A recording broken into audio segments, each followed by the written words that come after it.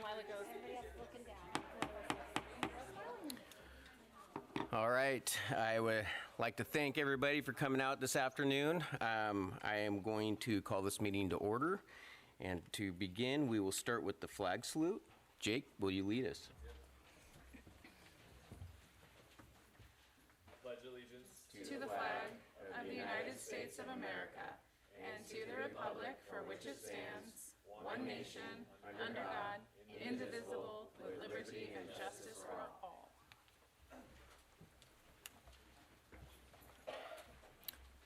All right, are there any changes or additions to the agenda? There are not this evening.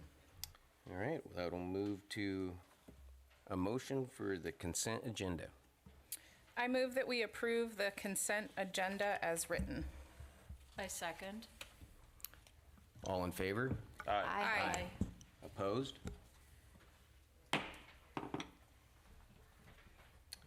Okay, that will take us to public comment. And we do have some tonight. Okay, and so I just want to remind, each speaker will have 3 minutes to speak. There will be a timer on the screens with a warning at the 30-second mark.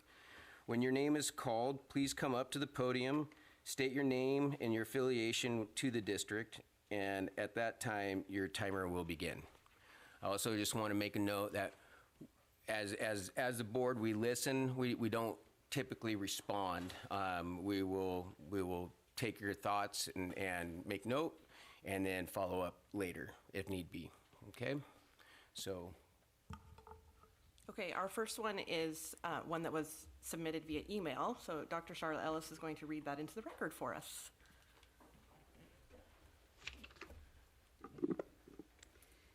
Dear Ridgefield School Board of Directors and Dr. Rodriguez, I'm submitting the following comments for you to consider at the upcoming board meeting on September 9th, 2025.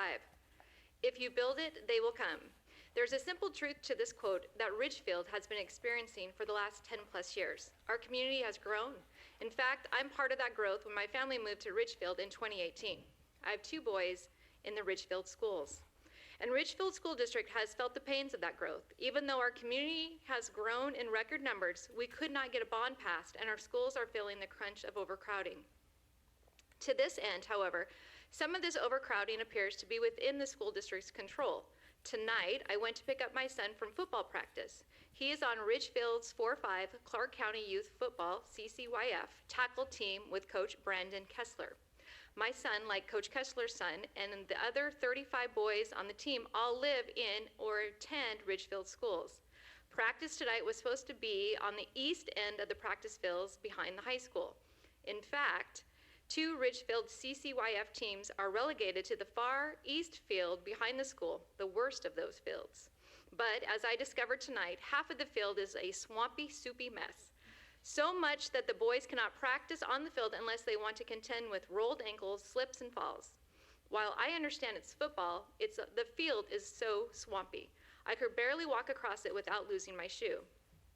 While I was maneuvering my way through the muck, I looked around all the other fields behind Ridgefield High School. Those fields were all taken up by mostly non-Ridgefield soccer teams.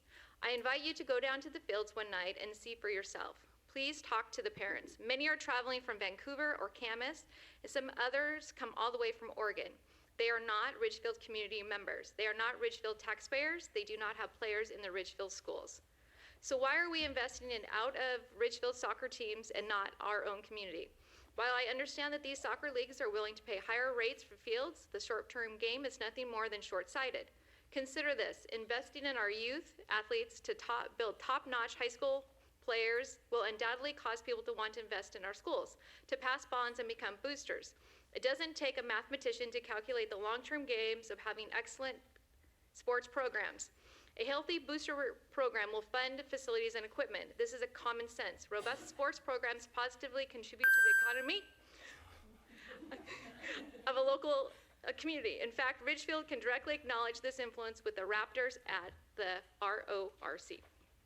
This brings up another key point. I understand that these fields were built via donations from Ridgefield residents using Ridgefield taxpayers' funds, and the fields are maintained through Ridgefield taxes. This short-sighted gives to the fields to the highest bidder, hurts the community and the school district's pocketbooks in the long run. People do not want to donate or vote to raise taxes because they will never see the benefit. Best regards, Paige Spratt. Thank you. Our next speaker will be Liam Manning.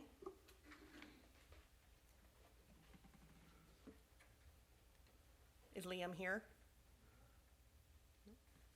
Okay. Ryan Philbrook.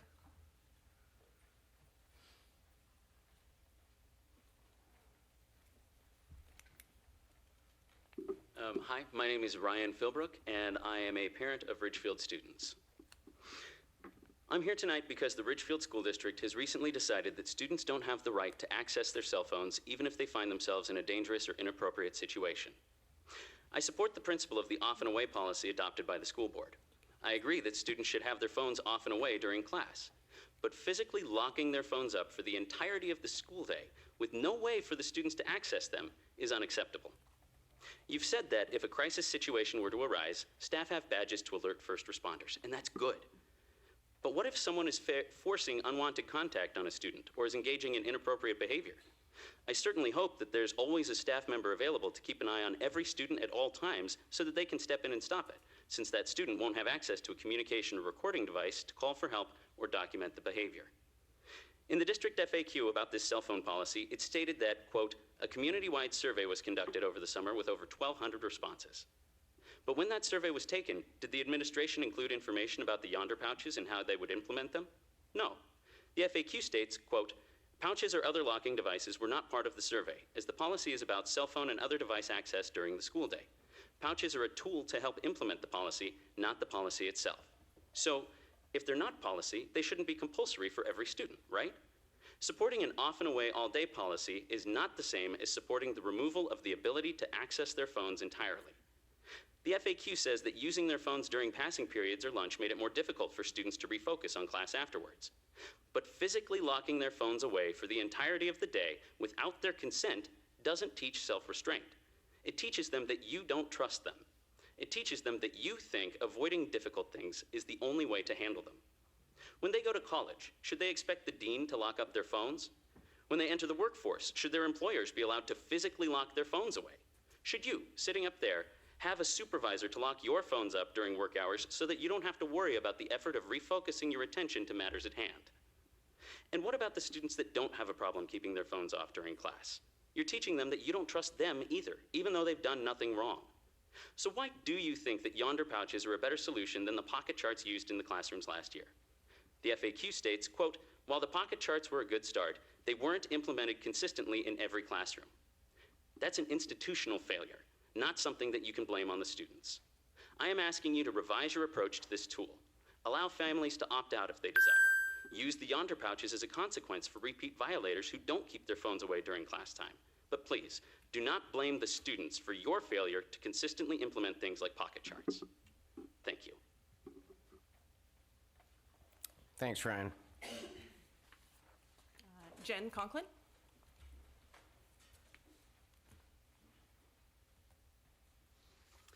Hello, good evening. I'm Jen Conklin. I am a parent in the district. Last spring, when I learned that our district was looking into the findings of the anxious generation, I was thrilled. I had read it about a year ago, and it was truly eye-opening. The research and solutions it offers speak directly to many of the challenges we're facing with our youth today. I believe it would be incredibly valuable for our district and broader community to continue exploring and applying what is found in the book, more than just the cell phones. But I'm here tonight to talk about the new cell phone policy. I filled out the district survey, and I fully support the off and away all day approach. I know this policy has created some stir in the community.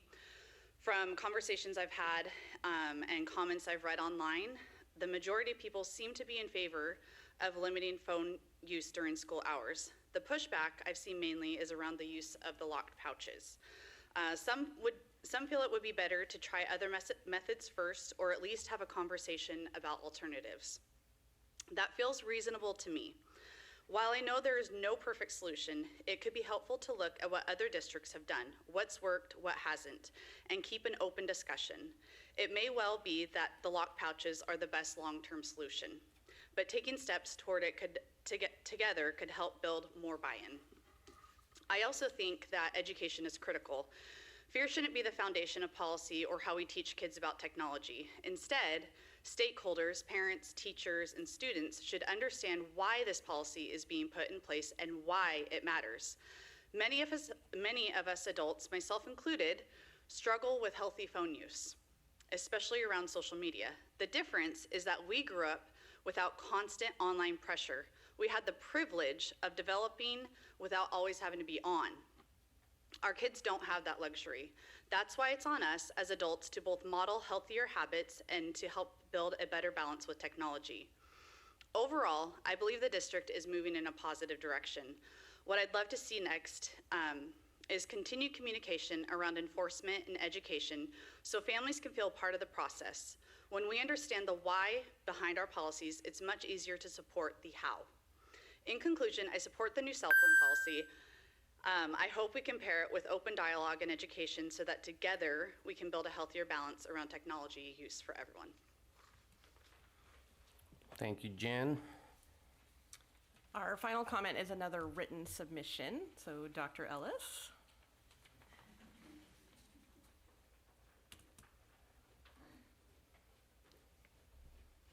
I won't be so scared when that goes off this time. Good afternoon. My name is Stephanie Sass, and I'm a Ridgefield community member and the parent of 2 current RSD students.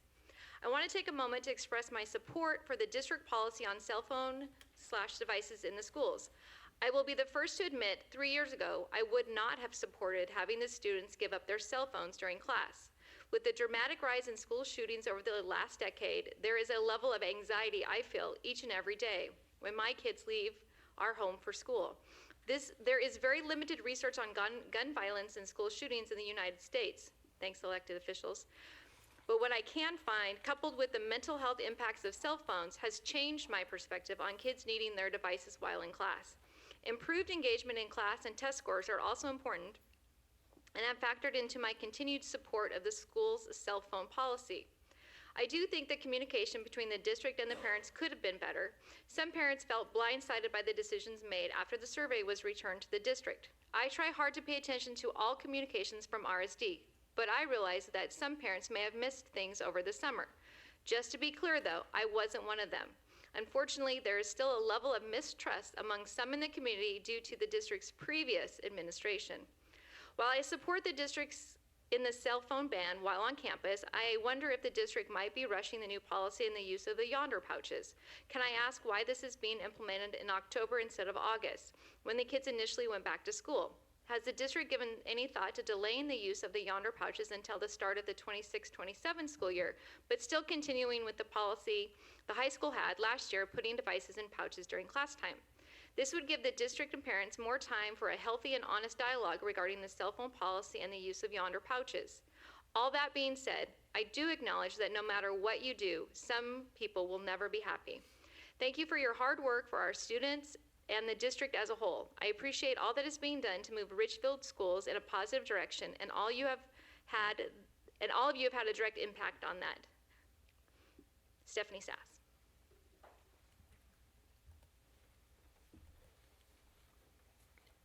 And that's all. All right. I do want to say a thank you to everybody that participated in public comment tonight. We do appreciate that. With that, we go into the superintendent's report. It's going to be a long one.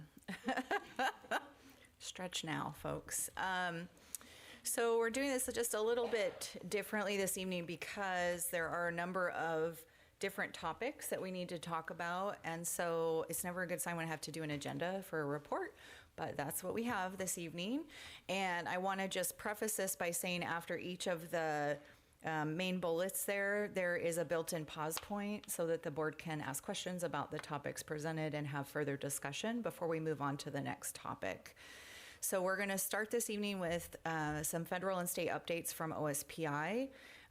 We'll take a little pause, then we'll talk about construction and other facilities updates, including a couple of items that we've had questions about recently, including our water quality and our facility use. And then again, pause. We'll talk a little bit more about personal electronic devices, which we've heard about some this evening. We'll have another pause. And then we're going to talk about really planning for this year and next year, which means really keeping an eye on our enrollment. As you know, that has direct impact onto our budget. And then looking at our projections. As you know, we're building a new school. And so thinking about what is going to be the configuration of those schools next year. And we'll share out the elementary grade survey data, and we'll wrap up with some good things. So that's the plan this evening. So we're going to start first with the OSPI updates. Federal funding updates. Again, this is coming from OSPI. Just a reminder that our K-12 budgets are mostly what are referred to as forward funded. So if you're watching the news or listening to the news or reading about the news, right now there's a lot of discussion happening in the other Washington, D.C., around the federal budget. Those conversations would impact next school year for public education, because public education is one of the only things that is forward funded. Everything else that's being discussed in the federal budget would be implemented immediately and would impact people this year. There's a continued conversation in the House of Representatives regarding potential rescission measures. This is a word I got to learn in the last year as I follow the news on these things. Rescission measures mean taking back money that was previously awarded or committed. So if that were to go through, we could see impacts to funding this school year.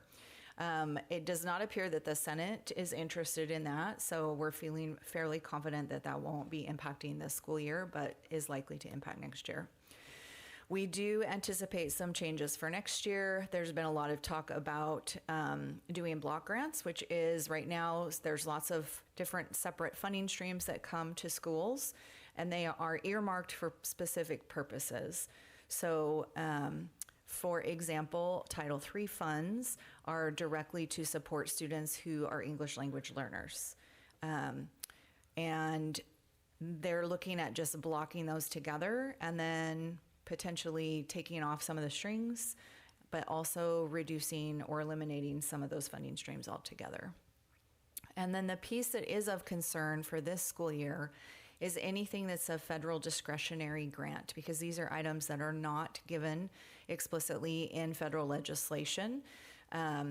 With discretionary grants, the various departments in the federal government can add requirements, which would make accessing the funds next to impossible, so effectively unavailable.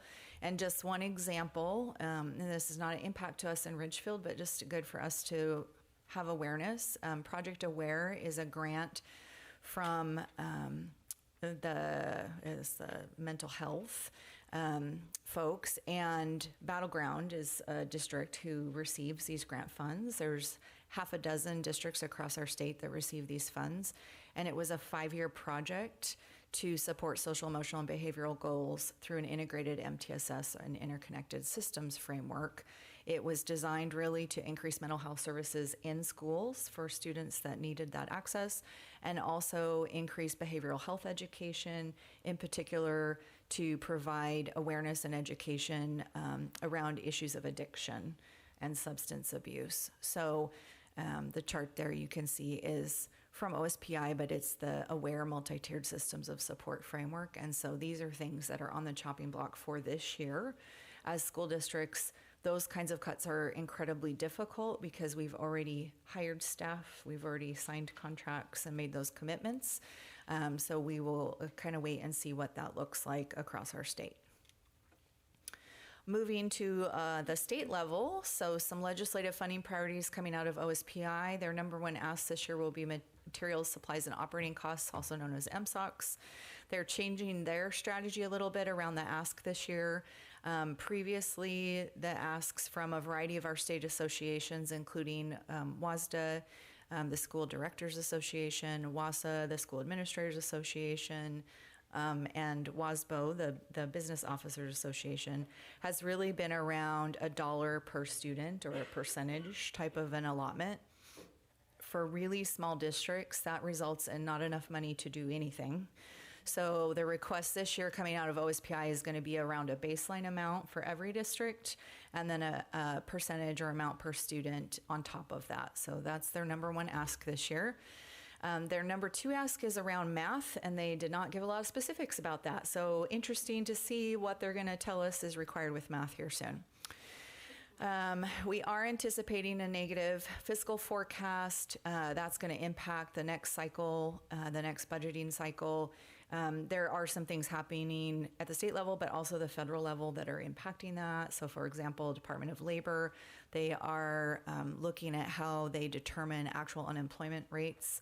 And they're looking at identifying 1 million additional people who lost their job over the numbers they had previously reported. So those kinds of news items cause folks to not feel positive about the fiscal status of our region, state, and country, and so that impacts the budget projections moving forward.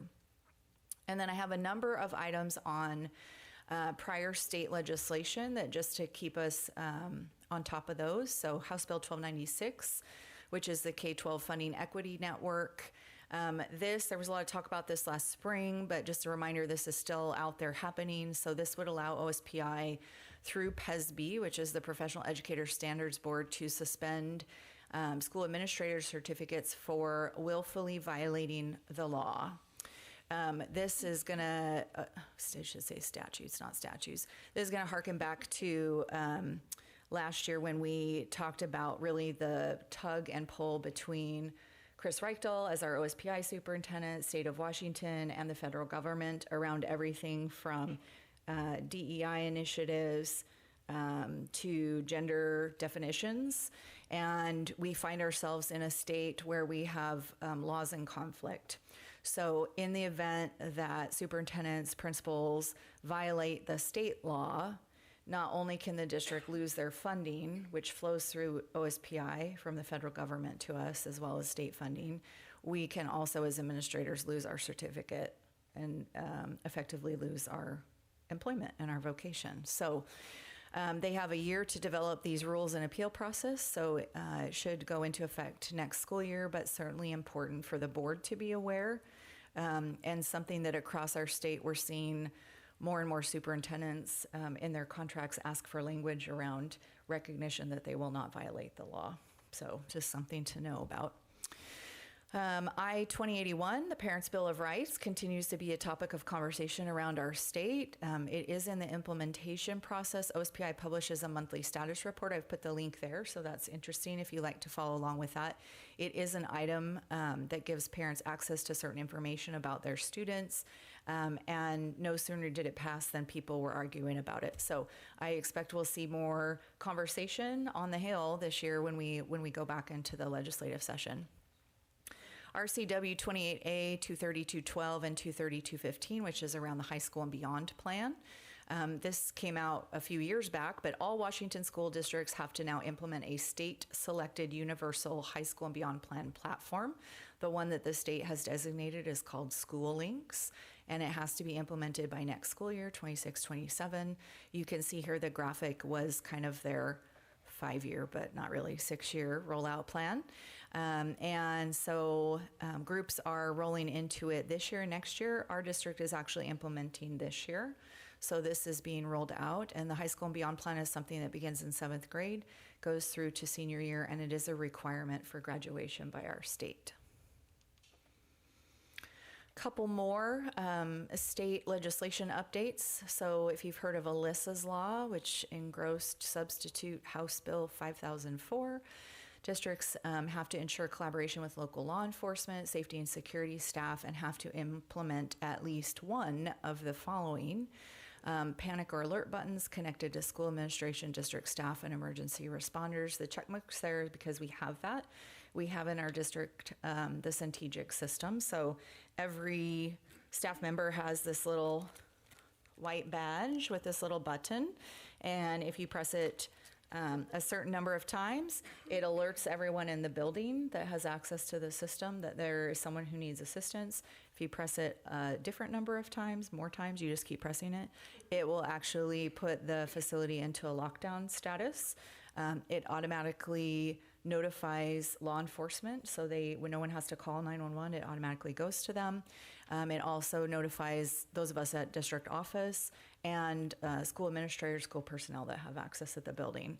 It also tracks the direction, so in the a horrible event of a serious incident, such as a school shooter, it will track the direction the person is running. So that is really helpful information to first responders to know if you see where people are running away from, that's where our first responders run to. So we have that in place already. We've had that in place for a few years now. Another option is live video feed accessible to law enforcement, school district, school personnel, which we have on our secondary campuses primarily. We do not have audio feed. It is just simply video feed. Remote control access to doors. We do have this ability to, again, like push a button and have doors locked down. Live interactive two-way communication systems. We have systems of radios at every campus. We also have our intercom systems. We have our Centric system, and we also have email. So lots of ways to do two-way communication.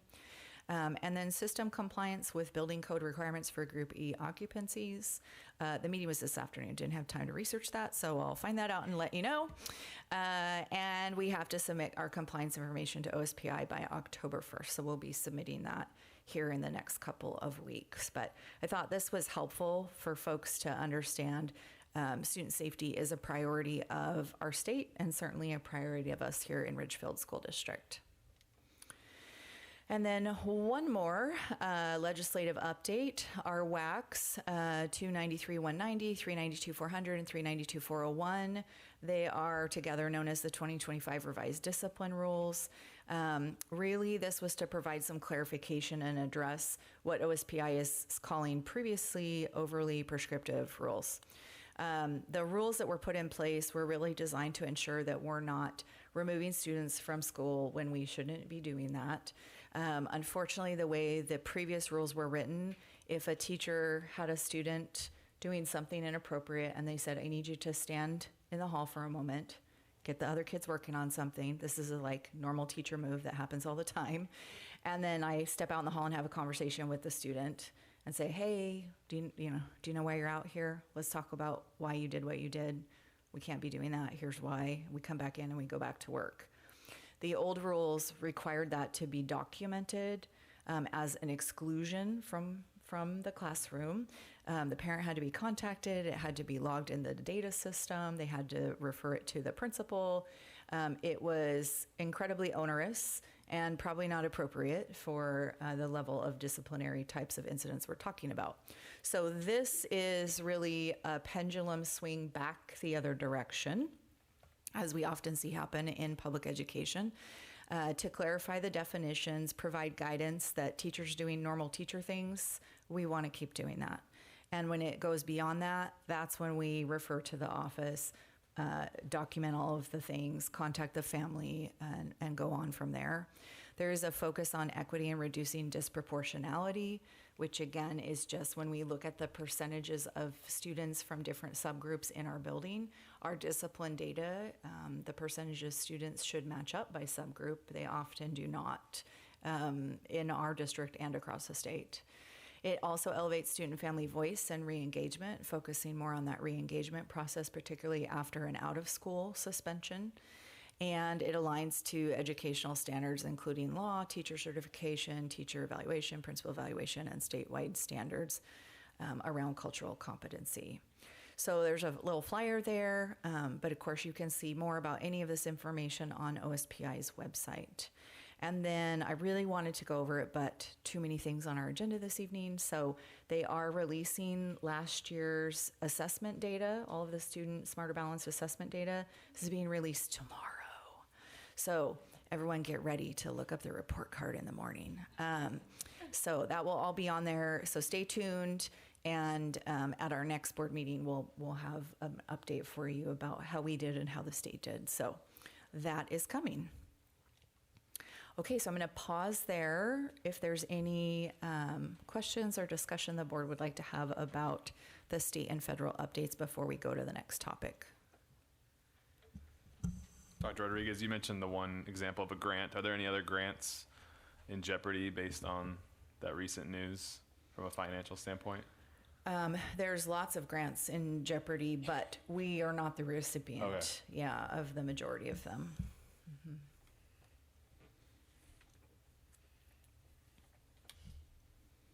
Okay, moving on. Construction. Look at that beautiful roof. It's so exciting. Ridgefield High School on the left there. That is the brand new roof over our commons. It looks so pretty. They are just doing punchless items on the shop and the commons building, so that project will be wrapped up here very shortly.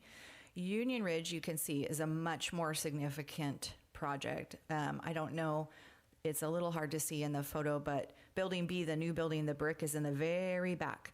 Everything else had to be completely re-roofed. And as you'll recall from previous reports, as we took off the old roof, we had some walls that were crumbling due to the damage and the rot. So it's taken a little longer because we had to rebuild some walls. But it's looking really great. So you can see all of Building A there. Kind of on the left-hand side, you see that piece that looks raised above the rest of it. That's the covered play area. Right outside like our kindergarten classrooms. And then you can see the one that's a little bit lower on the far left, that is the annex building. So all of those got new roofing, which is very exciting. Because it has taken longer, we're not finished. All of the smelly tar work is done, thank goodness. So it definitely smells better over there right now. And they're working on final items, doing the cleanup, and then working through the punch list. So it's a work in progress, and we're looking at another 3 weeks to finish. So the anticipated completion is September 30th or earlier, which I let them know would be great. Okay. Construction update, nothing new here. We're in the construction phase. So this is kind of the long haul, is the construction phase and the D11, D12, which won't be processed until the very end of the project, more than a year from now. The live stream is up and running, so there is a link there so that you can get right to it. And because who doesn't want to see the picture, I just put a picture. You can't actually press play on here, don't try. But it's pretty exciting because you can see all the foundation is in. There's a lot of things happening out on the site. So we've been really pleased with the work by Triplet Wellman so far as our contractor. They are hitting their timelines, and we're on pace to open next fall. So, yay. Okay, water quality, not yay. 24-25. So I just want to recap, because it's been a while since we talked about this. So I want to just take us all back in the Wayback Machine to last year. We dug up and found prior district testing per Washington Department of Health. All public schools have to test any plumbing that was built or replaced prior to 2016 for lead. We got the final water testing report back from the testing agency in October, late October, early November last year. There were a number of fixtures that were identified as above the threshold for lead in water. And just to be clear, how much lead are we talking about?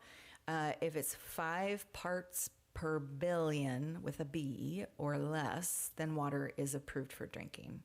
5 to 15 parts per billion, you shouldn't drink it, but it's fine for hand washing, boiling water, doing all the things. If it's over 15 parts per billion, then the fixture should be turned off until it's remediated.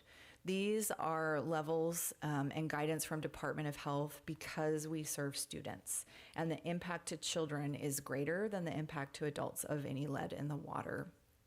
So as soon as we got that final report back last fall, anything that was identified in the 5 to 15 parts per billion range was tagged with signage that said, like, no drinking, hand washing only.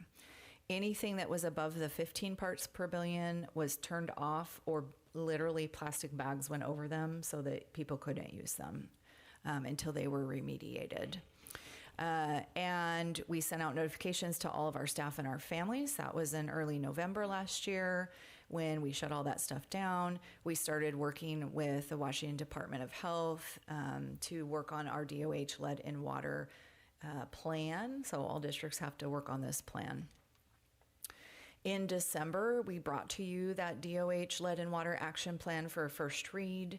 In January, we came back for the second read, and the board adopted our Department of Health Lead and Water Action Plan. In February, we had replaced everything that had been identified. And again, the feedback from the testing agency was that we did not believe there's lead in the water, but that the fixtures, that the water was sitting and the lead was like going in from the fixtures. So all the fixtures got replaced based on their recommendations. We scheduled a retesting of every single fixture in the district because we wanted to ensure the safety of our students and staff. We got back that report in April last spring. We had 25 additional or new fixtures that were identified. Those were then tagged, bagged, or shut off. We also identified in a couple of cases plumbing items, which meant opening walls, replacing pipes, those kinds of things. So May through June, we worked on remediating those 25 fixtures, took care of the plumbing work that needed to be done, and that brings us almost up to now.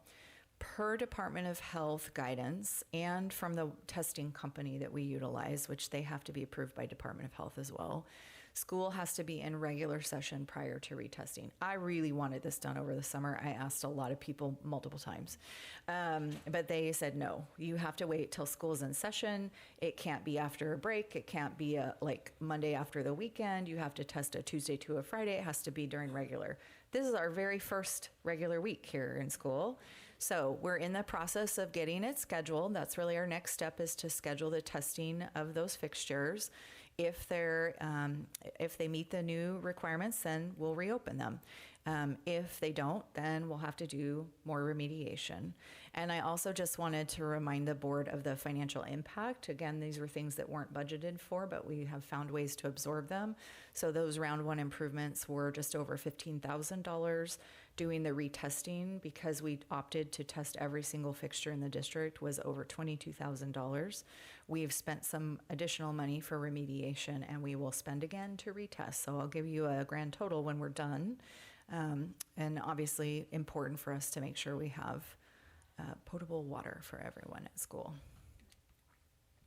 Okay, another item that has come up over the last couple weeks, and we heard again in one of the public comments this evening, was around facility use. And so just want to refresh and remind folks, this is policy and procedure 4260. All of our district policies are available on our website. Everyone can access them.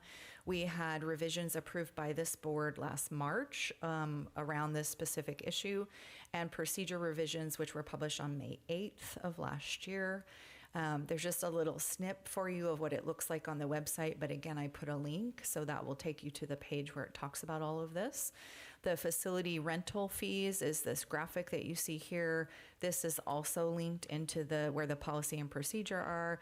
You can also get to it from the web page, but this is what it looks like, and then I know it's too little to see, so I'm going to talk about what the changes were. So here's the summary of changes. And again, this was in response to community feedback. I had a number of folks that came and talked to me shortly after I was here about our facilities, the challenges of Facilitron, and all the things. And the RORC. Dr. Charlotte, you don't know that because you're new here, but RORC is the RORC. Duly noted. Okay, so the fee schedule, we updated it to just be 3 user groups. There used to be more categories. We combined some things. So group 1 is school and school-related groups and other government agencies. So this is all of our school district sports teams, our clubs, community education, any other governmental agencies in our region that want to use facilities. There was no change to the fee. It's no charge. It was no charge. It continues to be no charge. And of all of those things that are school related take priority over everything else. So when there is a last minute change to the baseball schedule because we get rained out, we bump whoever took the new date because we've got to have the baseball team play. That is just the way it works. Group number 2 is nonprofit organizations and non-district youth athletics and activities. So I've listed some examples: Pacific Soccer Club, Clark County Youth Football, Ridgefield Little League. These are all people who use our fields. They're in this group 2. They have our kids on their teams. So whether they're based here in Ridgefield or they're based in a neighboring town, if it's got our kids on there, then we put them into group 2. The old system, we had to determine if it was all Ridgefield kids, what percentage of Ridgefield kids. That's crazy. So I don't have a better way to say that. If our kids are playing and there's a battleground kid on there, we're still going to let them use our fields. So all nonprofits get to be there. We do have some nonprofits that have entered into agreements with the district to provide in-kind donations or other compensation in exchange for reduced fees. So for example, we have an agreement with Pacific Soccer Club. They do maintenance on our fields, they replace nets, those kinds of things in order to get a little bit better deal on their rental rate. That said, even our folks who have agreements with us, they get access to scheduling at the same time. So when a community organization like the Little League has an agreement with us, we don't give them some secret code to go in and book everything up before other people. It opens. They are super organized. I'll tell you that with some of these groups. And they get in there and they book right away. They're always watching to see when it's going to open. But it's a first come, first serve. And in this group 2, we did reduce the fees from previous because, again, this was broken out into, was it Ridgefield nonprofit? Was it not Ridgefield nonprofit? Was it here? Was it there? How many kids? All those things. We just said those are all really about kids, so we don't want to charge a lot, but we just charge a little. And then group 3 is commercial use or for-profit organizations. These remain comparable to the previous fee schedule. There was a few adjustments to not have sense to make them all an even dollar amount, those kinds of things. But in general, that group is pretty much the same as it was before. We continue to use Facilitron. I know everyone hates it. There's not a better game in town. It allows us to do all the tracking. It provides communication back and forth, and people can pay through Facilitron, which is helpful to us as school staff because we have limited staff. So you can access that on our district website. I know folks have lots of thoughts about how much we must make from renting our fields. I just want to be clear, it's not even enough to pay the secretary who manages Facilitron for us. So it's limited, but it does help with a little bit of the cost. Okay, with that, I'm going to pause again if we want to talk about construction, water quality, or field use. I have a question that just goes back to that very last Facilitron use that you were talking about. When you talk about the school groups having priority over all users, does that mean they also get lead time on Facilitron opening, and they get a window of time that they book before the other groups have an opportunity to book? Yes. Okay. If we could, we would book everything for the whole year, put it all in July 1st and open up the year. We cannot do that because we do not have the athletics schedules, and that's not an us thing. That's a regional district athletics thing. We can't get the schedules that far ahead. So we open up really by season because that's when we get the athletic schedules from the league. So the And school yes, gets we put ours in first. a week or is there a specific amount of time? There or is does it not a just- specific amount of time. Yeah, it's really once we can get them all uploaded into the system, and then we open the next then it's- batch. And then is it communicated out somewhere when the schedule is going to be opened? So for the people who are organized or need to get more organized, so they can jump into the system? Yes, I would love if our athletic leagues were on a set schedule, but they're not. So we're a little bit mercy of their scheduling and when they get things done. But Lorian, who is our new facilities coordinator and works as our receptionist here in this building, is available by phone anytime, and people do call and say, when do you think that'll be opening? And so she gives them as much notice as she can. Okay. I had a question about the water testing. First, thank you for all of the update work. I brought that up last meeting, that it would be good to refresh everybody's memory on that. And I also am really thankful that you move forward on having all of the fixtures tested, which seems like the smart thing for us to be doing. So appreciate that. Curious how often full water testing of all the fixtures is recommended, and if that's something we should plan on doing on a regular basis. I just don't know personally how quickly a water fixture might no longer be great for drinking. Yeah, that's a great question. We can follow up with Department of Health around their recommendations for timeline, but it's certainly not something that is required or even recommended annually. And fixtures should, like newer fixtures, are less likely to create problems of this sort. So as we get everything fixed and we're starting from a new baseline, we should be in better shape. But yes, I think it would be great to have it as part of our regular maintenance plan.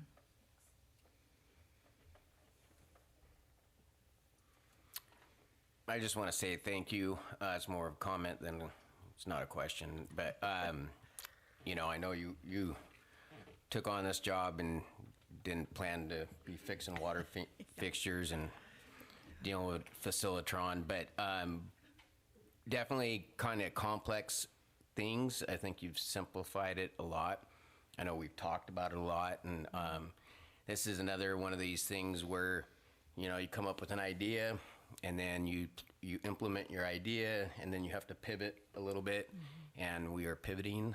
So I appreciate that, and yeah, I just appreciate all the work that there's a lot of people that contributed to both of these things. Yeah, thank you. Okay. Everyone's favorite topic, cell phones. Okay, so as you heard from some of the public comment this evening, there has been a variety of feedback that we've received since our last board meeting when you all approved the revised policy.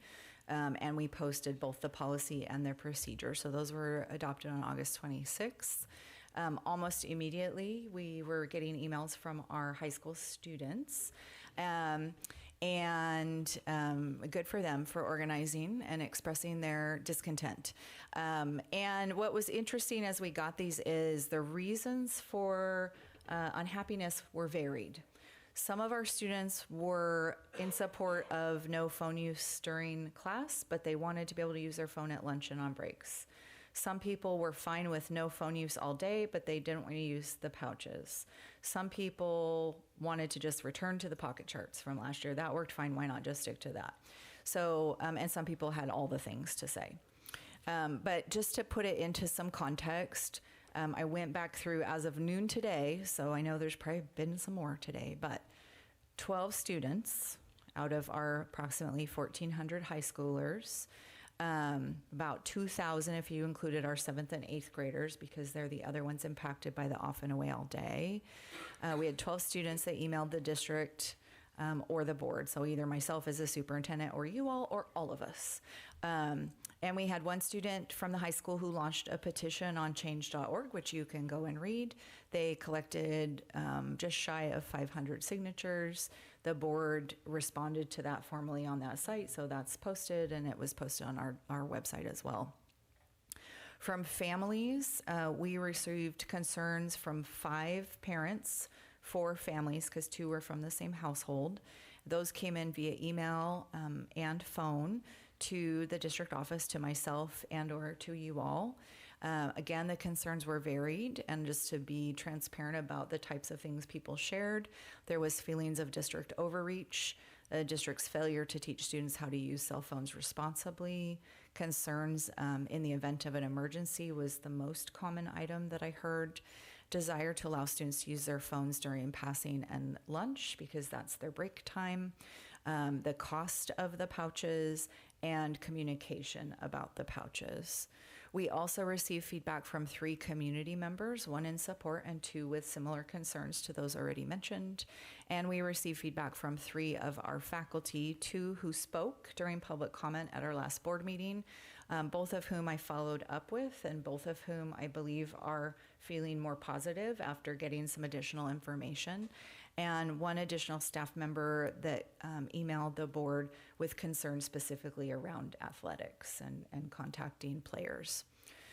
So a lot of feedback. I did want to just share a couple of pictures. So we have been monitoring closely, talking to Principal Totora from the high school, who's here tonight, also with Principal Mansfield at View Ridge, around how is it going. So important to note that at View Ridge Middle School, we've had the off and away all day policy for a number of years. So this is nothing new for them, and it's been nothing really to the students because this is what it's been there for a long time. It's been a bit of a blip.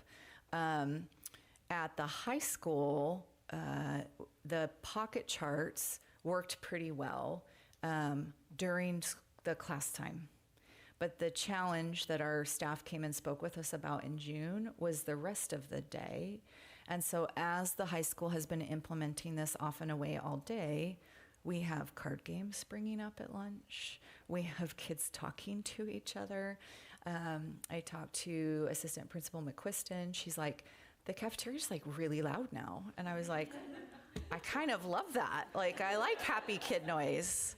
And kids are outside, like, at the picnic tables, and they're like talking, and they're right. So, which is exactly what we saw last year when the high school implemented the pocket charts in classrooms, that students were talking more, that they were engaging with peers more.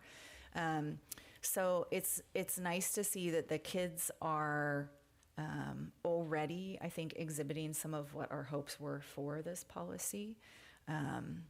Okay, so a couple pictures. And then a couple more things I wanted to share.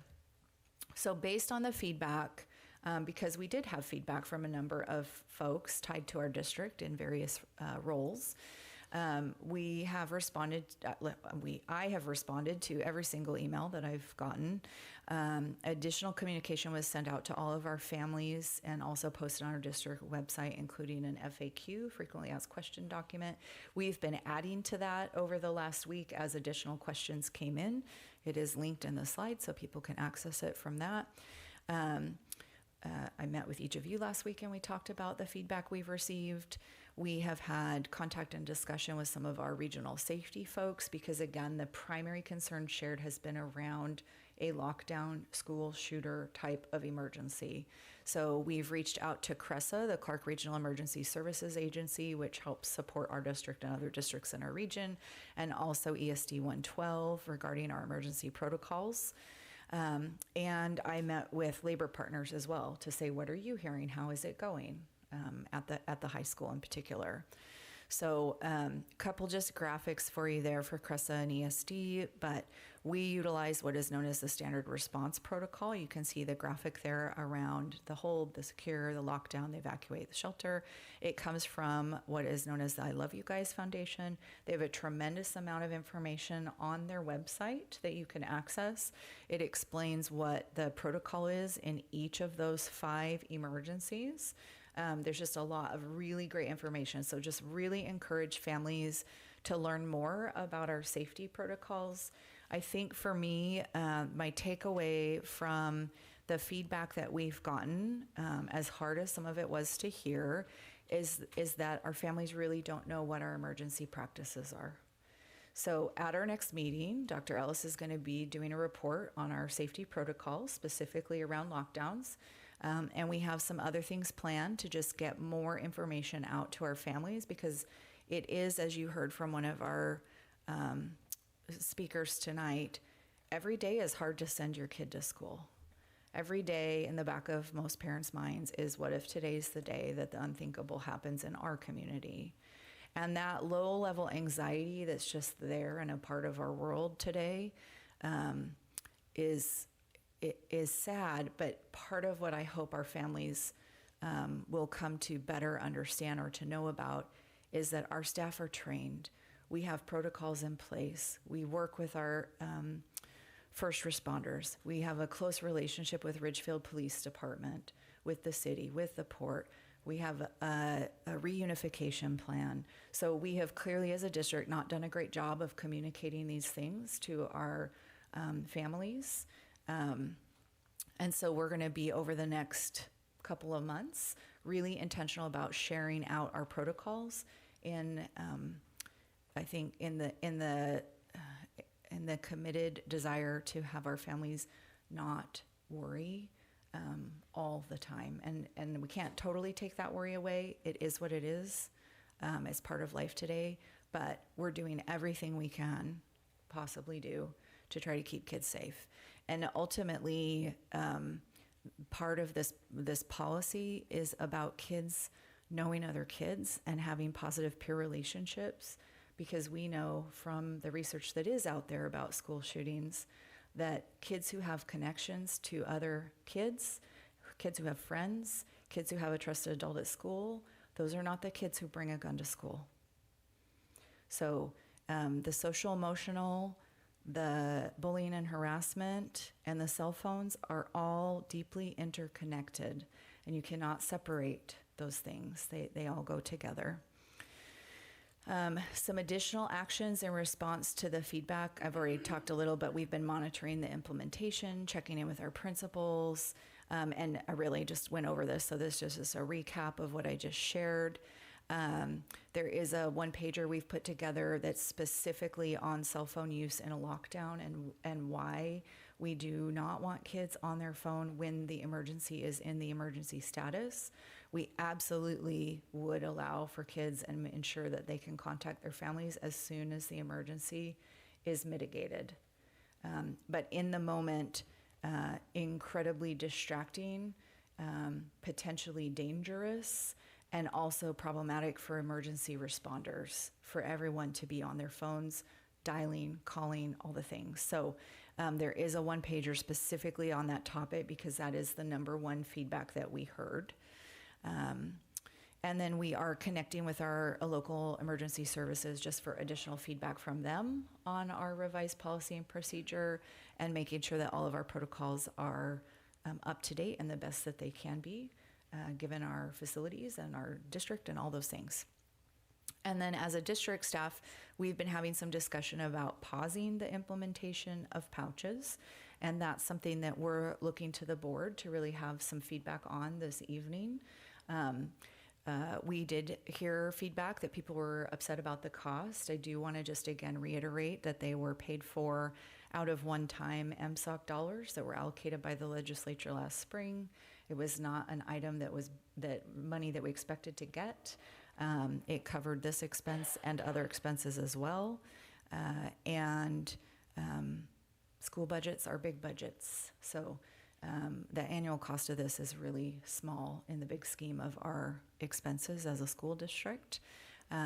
So we've already made that purchase. There is no returning it or getting our money back. So I want to be upfront about that.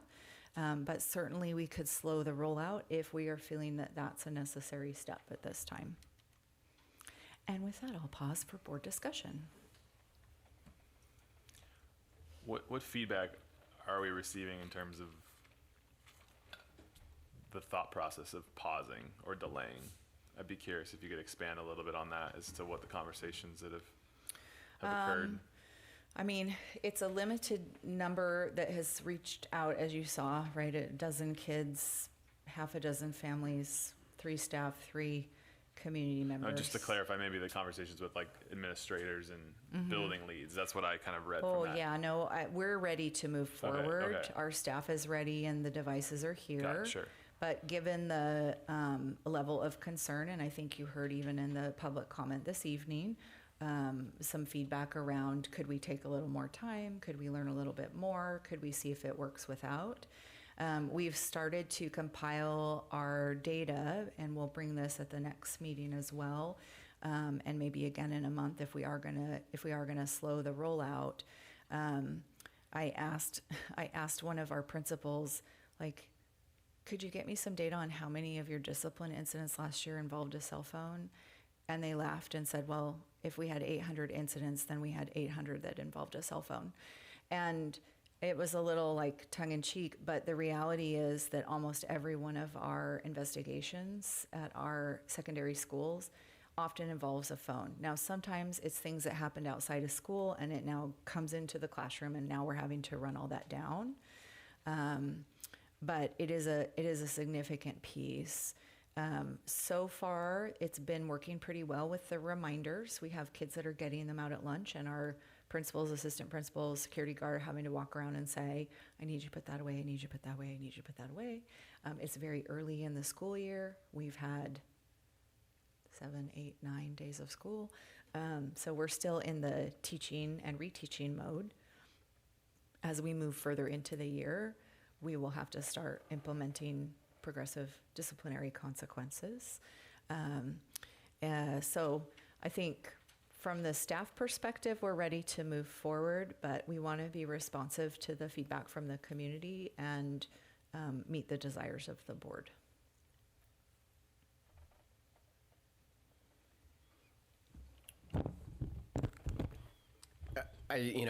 It's for me. I can sense, there is, scared. I'm not sure if that's the right word, but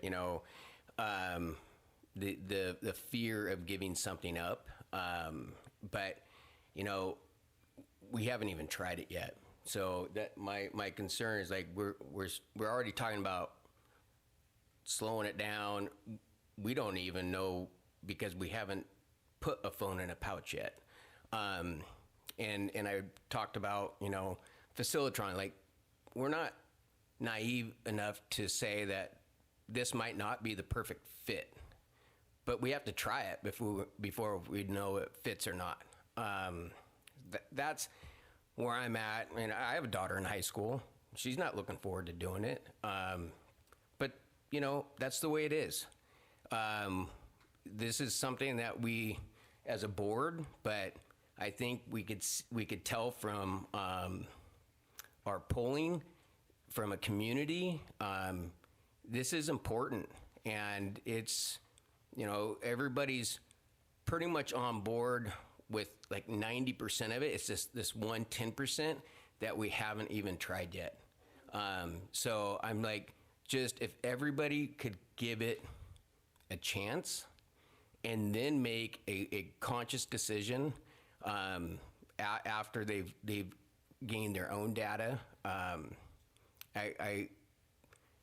That's kind of where I'm at, is like let's try it, reassess it, and then move forward from that point.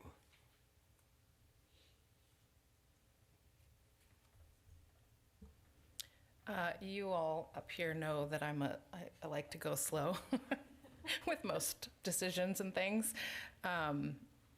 So I can appreciate some of the sentiment out there and comments this evening as well, of feeling like more conversation and getting everybody as much as possible on the same page as we can. So I appreciate that. I resonate with that just in the way that I like to operate as an individual.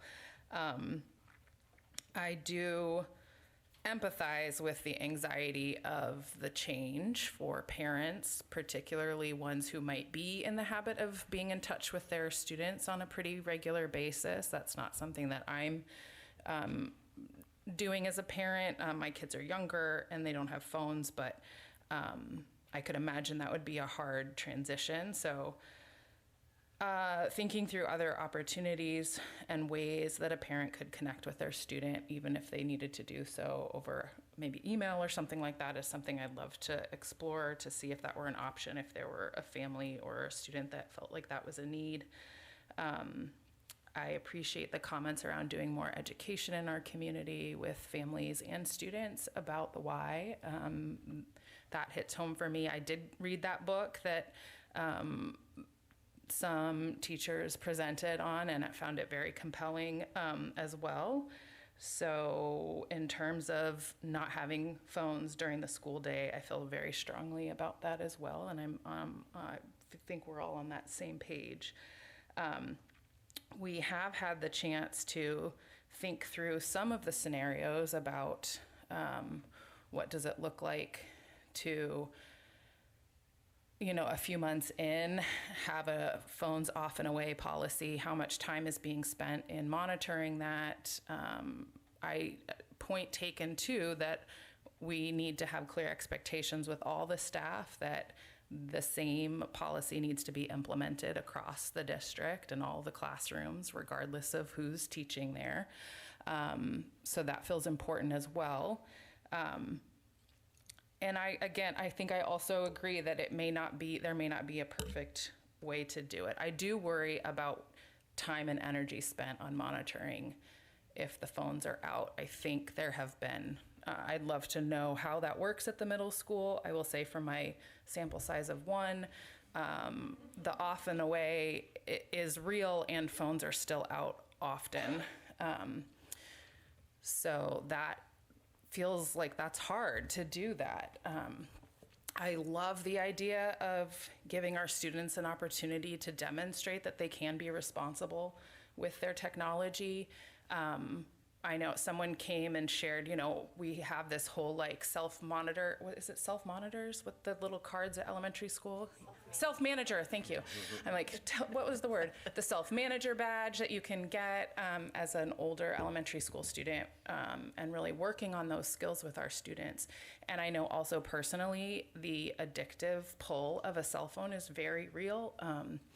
So that is something that if we're gonna go all in on that, we need like lots of energy and support around monitoring that.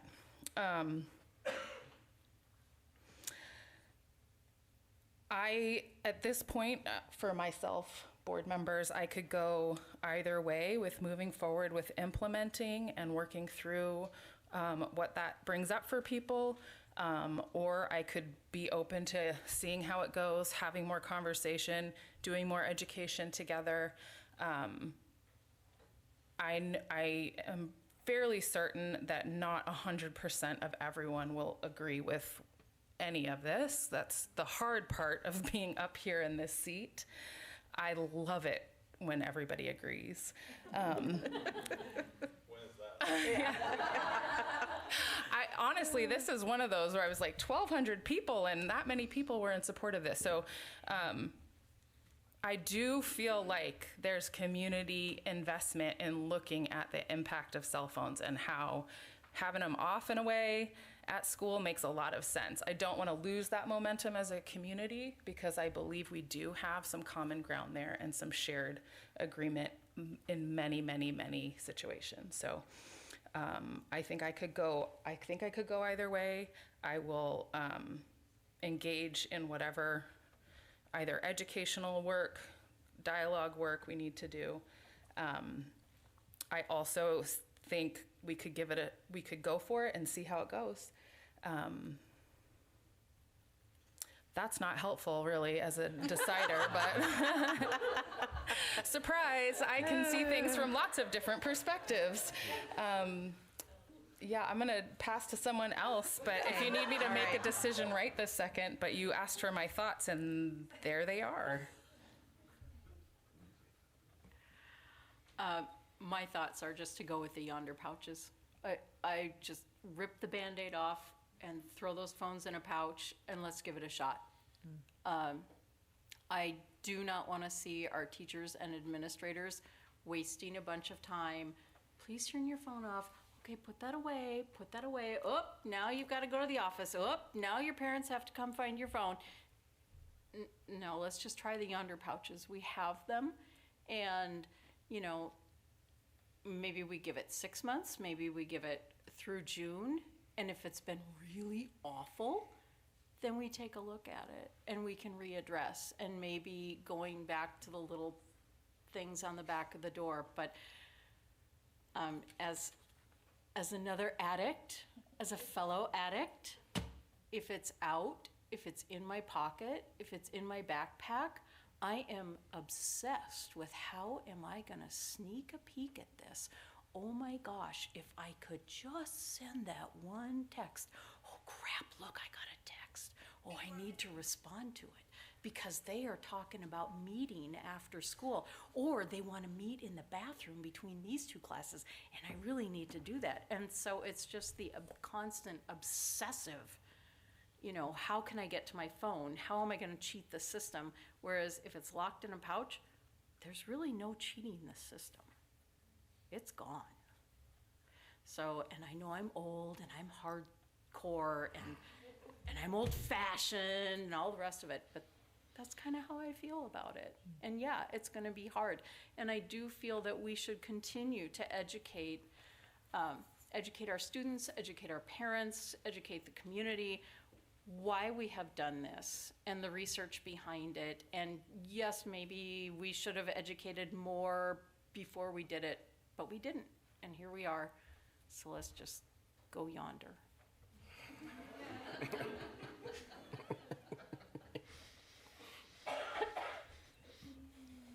I'll just share, through this process, I've better understood and learned what we do here as a board. I think it's important to talk about policy procedure. I think this board adopted a policy, which is the what. We provided the why as to why we're doing it. It's because we think it's best for kids, limits distractions, encourages social interaction. And I think our job as a board on the how is to empower our superintendent and our staff to implement the how and the procedure and the process in which they think we can implement the policy at the highest level. And I think that's what we're doing here. I'm with Donna. I think it's best for us to move forward with the plan our administration has put in front of us. I want to applaud everyone who's reached out. We got, as she shared, Dr. Rodriguez, probably 20-ish emails, and that's a lot for a topic for us. I wish we heard from more people like you, Ryan, and Jen, and Stephanie, and others. When there's a really important topic on the table for us, I absolutely encourage advocacy for our kids and for their freedoms and for what's best for them. I appreciate civil conversations. I'm an open door for anyone who wants to have a conversation. Pick up the phone, come to my office hours. That's a sincere invitation to continue this conversation.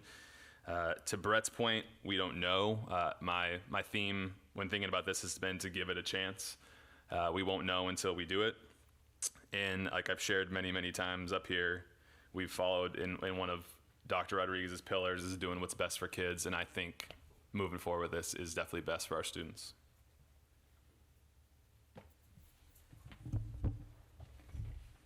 My turn. I think for me, this discussion is a little bit hard just because it's the first time I feel like being in this position myself, it's felt like an us versus them. And I feel like as a district and as a board, we are representatives of our community, and I do not like the division and the divisiveness between saying something is a district decision versus teachers or versus parents, and we're all on the same team, like truly, and that's like my core value being here is to bring us together as a community and make decisions together, and I feel like it's a trust building exercise for all of us, and we're going through it together. I think if we need more time to get to a decision that's everybody's on board, then we need to take that time. But I do think we should all get there together. If we're gonna do it, let's all be on board and try it. And as a team, fail or succeed. But we need to be all on board, because it won't work. I mean, we're doing it for the kids and we're doing it for the district, and there's a reason behind it, but it really won't work if we're doing it from places of division. We really need to be, thinking of it as we're one community, we're one team, we're all trying to get to the end goal, which is healthier, safer, smarter, kinder kids, right? So that's also not helpful for you, but but I appreciate all the emails. I did throw out that comment last board meeting that nobody's emailing, and then it was like minutes later. It's exciting. I love to hear from people. That's what we're here for, is to hear from you and to represent what you want, and you want to talk to us. So reach out, good, bad, indifferent. Like, I love sitting down and talking to people. I've had a few conversations with people who've reached out and wanted to meet just one-on-one. I love that. That's great. And we got to a better place of understanding, talked them off the ledge, as they said, because we're not just doing this as a one-part policy. You have to remember, too, this is going in as like, we updated the bullying and harassment procedures. There's a whole bunch of stuff that's been going. It's a full picture. We're going to make it better. We're all together. Okay, the end. All right, well done. That was very nice. I'm going to throw just a little bit more in. I think really the focus is we keep going back to what's best for the kids. We want them to be 100% engaged. We want teachers to be 100% engaged in being able to do what they need to do, teach our kids. And my daughter that's in high school, she says, after the first day or two, well, teachers are, working on cell phones more than teaching. I'm like, well, kids weren't pulling them out. It's two-way street there. So we're just trying to help, focus what we're all here in this room for. And it is to provide a great place for kids to learn. And part of learning is being social. And unfortunately, these phones allow you not to be social. They allow you to check into an imaginary place that you don't have to look at somebody anymore. It gives you everything you want. And that's a major part of their education that they're not getting. That walking through the hallway on their free time or sitting at lunch and have to engage with somebody is part of the education. And I just want to make sure that we're about the full education, not just the math and reading, and it's about socializing, being able to work through conflict, and you know what? Maybe meeting a new friend that you never had intention of meeting, never would have. And so that's what we're going for. We hope you support us.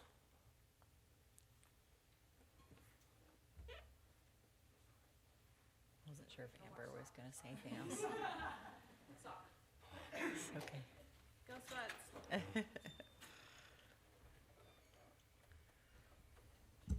I just want to confirm that we're not taking any action on this, but you're looking for our comments and our. Yes, I'm looking for direction Okay. from the board. Okay. But no, there's no vote on the table. Correct. Yeah, I just want the public to know that as well.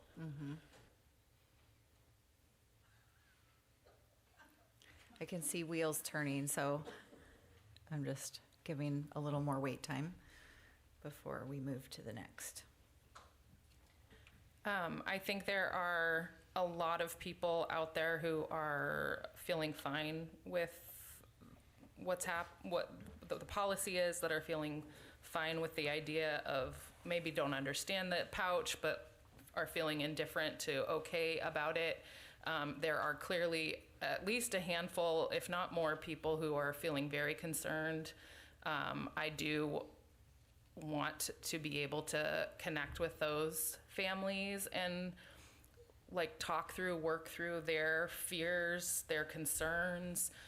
We have heard a lot that are sort of themes around the unthinkable that this is bringing up, right? Because to send your kid to school, you have to shove that fear down in order to let them out the door, right? That's very real. That's my experience too. And, a parent might have, we heard tonight, a phone with their child because they're concerned they could get assaulted anywhere, right? So there's a whole range of fears. I don't want to minimize any of that. So I hope in moving forward, we are keeping those channels open and working through each of those scenarios with those families as best as we can. That feels important to me and feels respectful because we are caring for people's babies in our system, and not to make high school students' babies, right? But they're never not our babies as parents. Our young adults are still those little ones for us. And wildly mature and amazing and all of those other things. So I just want to make sure that we are doing that work with anyone that is feeling nervous, anxious about that. And I also am curious how, what our building leaders are, it sounds like are ready to move forward on this. It does seem like it would simplify a lot on the school level to not be walking around checking phones all the time or having to have those conversations with kiddos and our wildly mature and amazing young adults at the high school and middle school levels. So I will say again that I am okay with moving forward, and I want to just make sure that we're continuing those conversations. I think it can be a both and in this case, and continue, just to continue the conversation with families that are feeling particularly concerned about this, and making sure that people aren't feeling like we're not hearing, we don't care, or any of that, because we really do want to make sure that people feel okay with their kids coming to school. I'll be candid. I think what we did a few weeks ago was approve a policy to allow Dr. Rodriguez and her team to take the action they think is best for our district. And I support that, and I'd like to see us move forward with the plan in place. Yeah, I'm gonna move forward. Okay, I appreciate all the thoughtful conversation from the board this evening. It's helpful to me as your superintendent, but also for our community, I think, to hear you wrestle with the same things that they are wrestling with. And I really appreciate all the comments. I'll shout out our newest board member, Director Ronstadt, for addressing kind of this us versus them mentality. And I think we have heard from some of the comment tonight, some of the emails we've received. God bless Director Ronstadt for reading all the Facebook posts. Yeah, I don't have the stomach for it. And it is disheartening to have one decision seem to upend the apple cart when I feel like as a team we've invested a lot to really try to turn the culture of this district to be more positive and to be a team together, and that we are here to make the decisions that we believe are in the best interests of our students. And we're not always going to be right, but we're willing to admit when we're wrong and to rethink. And so I just hope that our community can hold on to the things that we have worked through together over the last 14 months and remember that this is not the same board it was 3 years ago, and I am not the superintendent that was here 3 years ago. So we're not infallible, but we are doing our best, I believe. So, okay, with that, God bless all of our fifth grade teachers here tonight. We're finally to your topic. Okay. Okay. Whew. Okay. All right. Enrollment report. So typically at our first meeting in September, I like to always have an enrollment update for you. We did this last year when I was new, and we're doing it again this year. So a little bit of reminder, because I know people forget from year to year, but when do we report enrollment? It gets reported to the state the 4th school day of September and the 1st school day of every other month, October to June. That's state law. We have to do it that way. And so last week, because September 1st was a holiday, then the first count day for the year was Friday, September 5th. And then our next count date will be Wednesday, October 1st.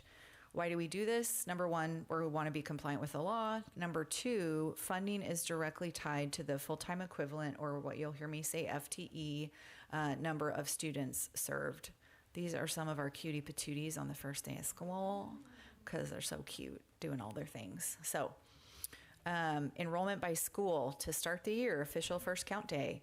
So you see the FTE, that's the full-time equivalent. You also see what we call head count. That's the number of bodies, like the people.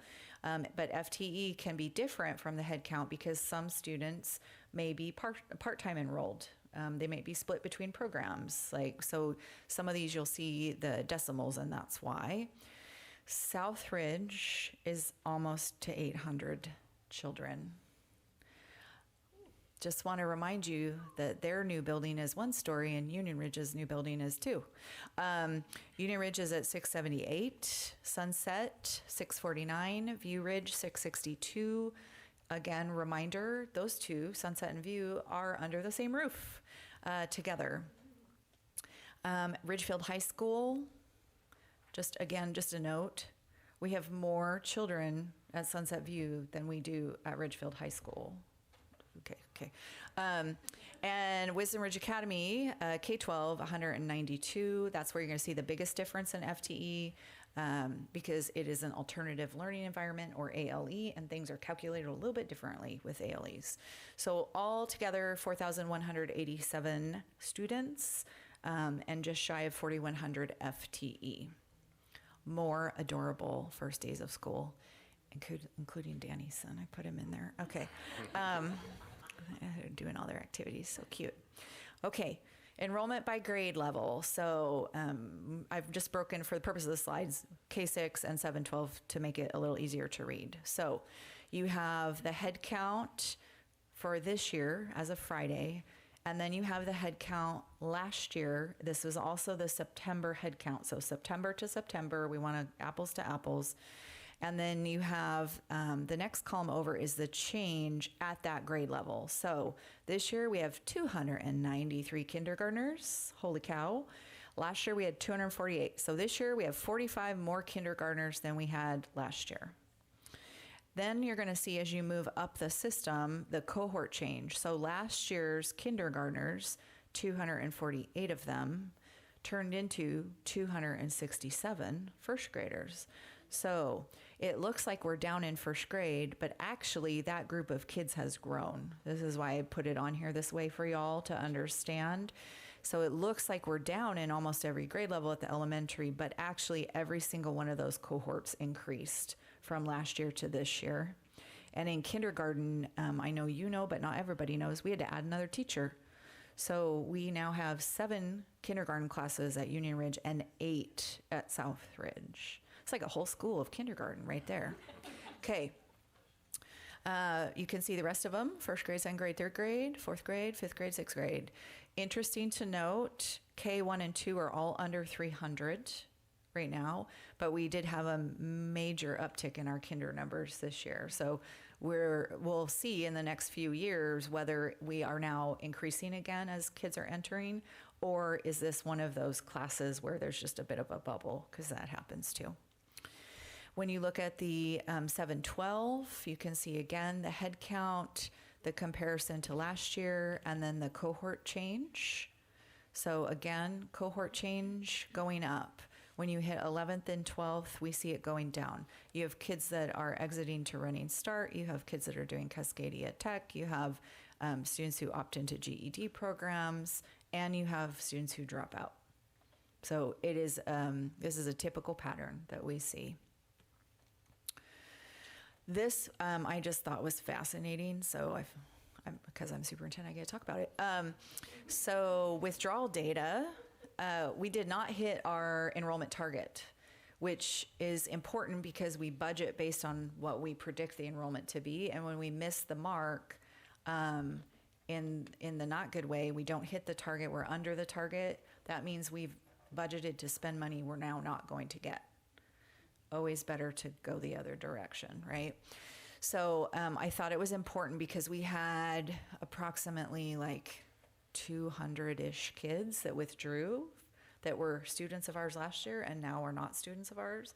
So I was curious about, well, where did they go? And interesting, 11 transferred to homeschool. That is not that many, actually. 13 going to private school. transferring within our region, and I just define that randomly as anything from Longview-Kelso District on down to Vancouver and Evergreen. So anywhere in between. 79. 47 of those we've received records requests, so that's considered a confirmed transfer because it's not just the parent said so, but they've been enrolled somewhere else. 32 we're still waiting on records requests for. 11 additional students that transferred within Washington, but outside of that region, so all over our state.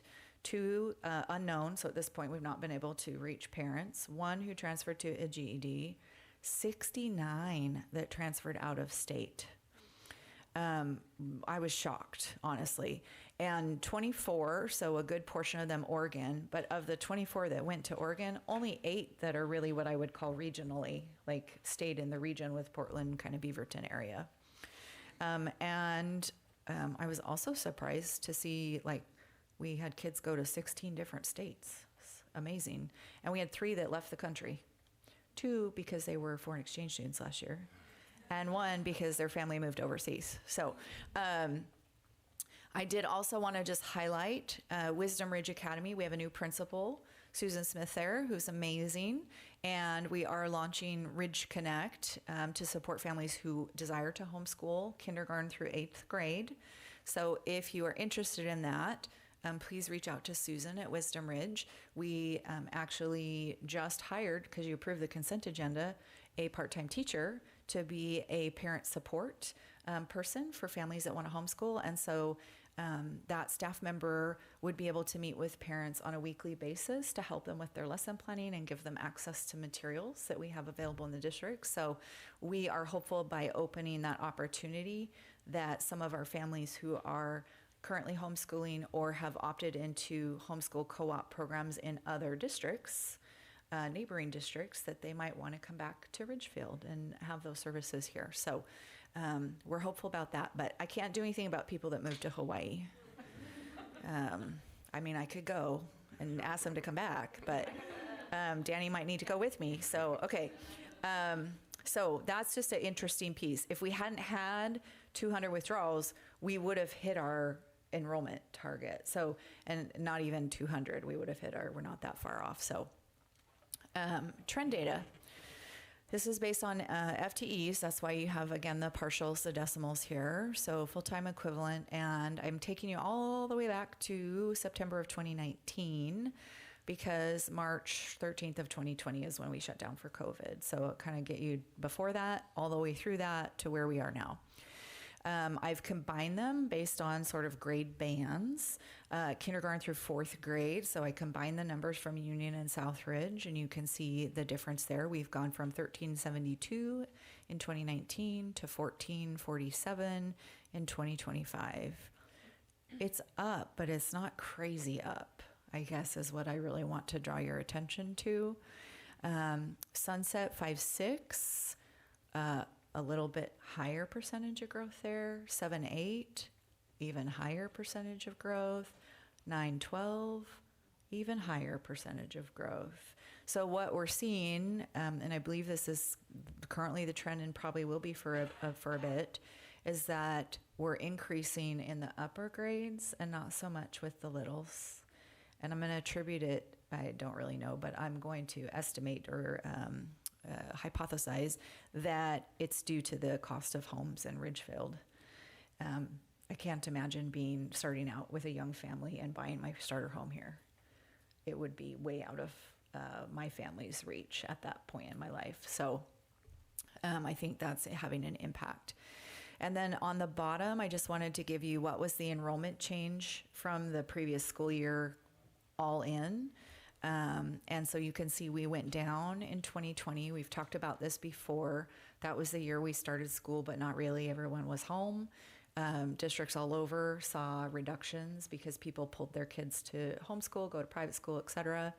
And then here in Ridgefield, we bounced back. So that 13.4 isn't really 13.4. It's more like a 2-year growth over that time.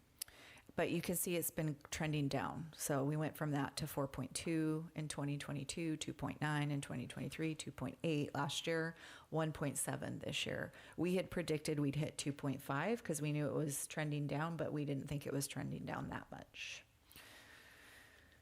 So projections, kinder through fourth grade. Again, so I've pulled for you, this is the OSPI, how many kids started the year. So again, September counts. Report cards, so you can access that data. Anyone can access that data on the OSPI website. 25-26, our actual September count. And then we've done a projection and an estimate based on a reduced increase from what we've previously talked about. So as Paula McCoy, our Chief Fiscal Officer, and I have talked about many, many times before, we have to make some of these assumptions about what's the growth rate, what's the assessed valuation increase over time to build out our long-term budget planning.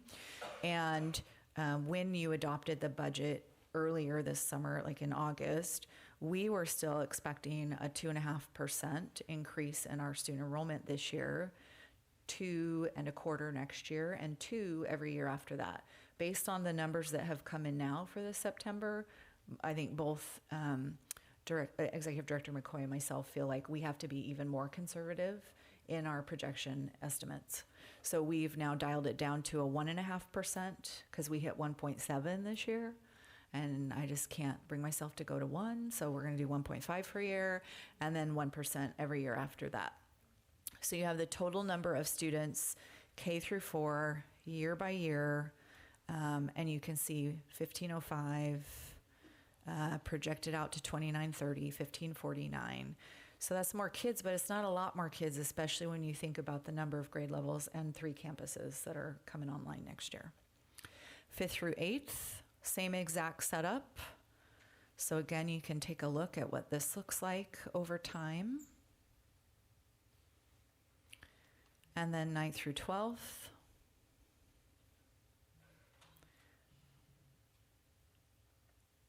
We actually saw a decrease from last year to this year, so that's interesting. So we'll see how that pans out once we get running start enrollments. And then here is the summary for you with the big blue line down the middle. So looking at the actuals from last year, this year, and then the projections using that 1.5% for next year, 1% for the 3 following years, you can see what the total student body is, kinder through 4th, 5th through 8th, 9th through 12th. And then the other concept that we've been talking about really since we put the levies on the ballot last November is potentially going to a K-5. So then you can see what do those numbers look like, K-5, 6, 8, 9, 12. And with the K-5, keep in mind, that's divided over 3 campuses. So to give you some graphs, because sometimes that's helpful, right? 17-18 was our enrollment peak at Union and South. We had 914 kids at Union. I don't even know where they put them. And 818 at South, which we're dangerously approaching now. And then in 2018, we opened Sunset and View. We pulled out the 5th and 6th graders and moved them there and made our elementaries into K-4 grade band schools.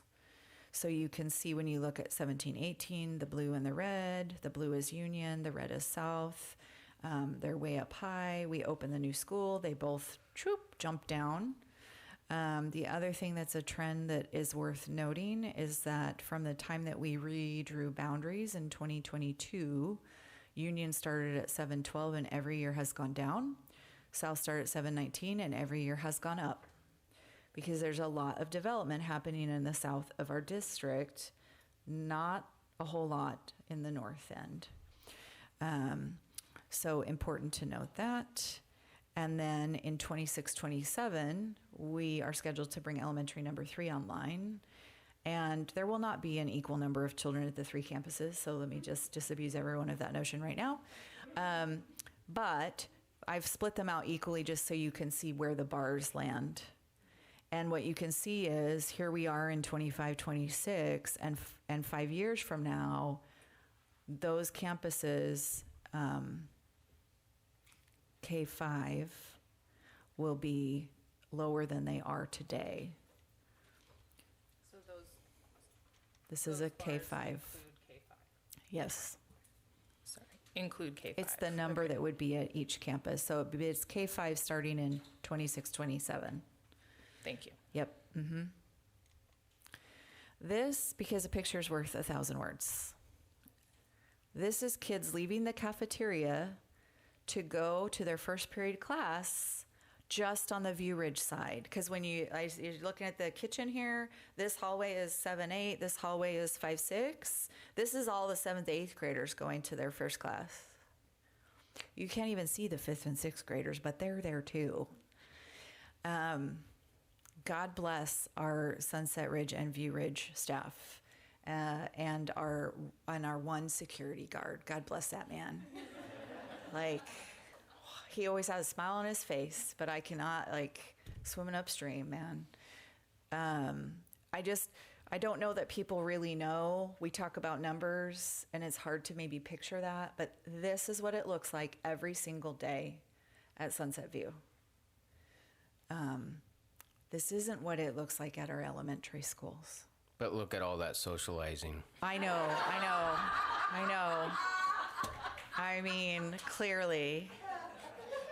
And shout out to the staff there, because I visited yesterday, and when the bell rings from passing period, they're all back in class. So yay. Awesome kids, awesome staff. Okay. So next I want you to take a look at Sunset View, and you can't see because the Zoom thing's there, but it's underlined and it says campus enrollment. So this is combining the bodies from Sunset and View, 5-8, starting in 1819, which is when the campus opened, with exactly 1,000 children. I don't know how that happened, but impressive. Enrollment increases annually, again with that one tiny exception, the year that we opened but didn't open. And then starting in 26, 27, again, this is the projection if we switched to a K-5 elementary and a 6, 7, 8 model at that campus. And again, what you can see is we're back down almost to the amount of students that were in that building when we opened it in 2018. And because the growth has slowed significantly, on this projection, it would take more than a decade to get back to the numbers that we're at right now at that site. So significant. Okay, so now shifting a little bit, we put out another survey, Dr. Rodriguez and her surveys. I do appreciate, people are taking them now. I was so impressed last year when it was 400 about the Chromebook carts at the elementary, which, side note, we're going to carts at 5th grade also. So snaps, yeah. So we're excited about that. But we had just shy of 1,100 responses on this one. So 1,099, 764, the big red part of the pie there, the giant Pac-Man, is parents. 149 staff members who also have children in the system. 147 staff members don't have children in the system, 24 community members, 15 students. So that's who took the survey. I think helpful to know, the vast majority of these folks are parents and guardians. What factor do you believe is most important for the district to consider making a decision about 5th grade placement? Now, it's a forced choice. There could be other answers, but we ask them of the ones listed, what's your preference? 45.4%, 499 said maturity of 5th graders. Now, did I clarify? Does that mean that you think they're really mature and go to middle school, or that they're not so mature and they go to elementary? I think more people interpreted it as the latter, not the former, but I can't know that for certain. 197 said consider elementary overcrowding, but 318 said intermediate and middle school overcrowding, which again, you saw the picture. 24 people, facility costs over the long term, 61 maintaining current models. So the vast majority, maturity of 5th graders and overcrowding are the primary concerns. What statement below best reflects your opinion on the placement of 5th grade students? 857 individuals said elementary should serve kinder through 5th grade.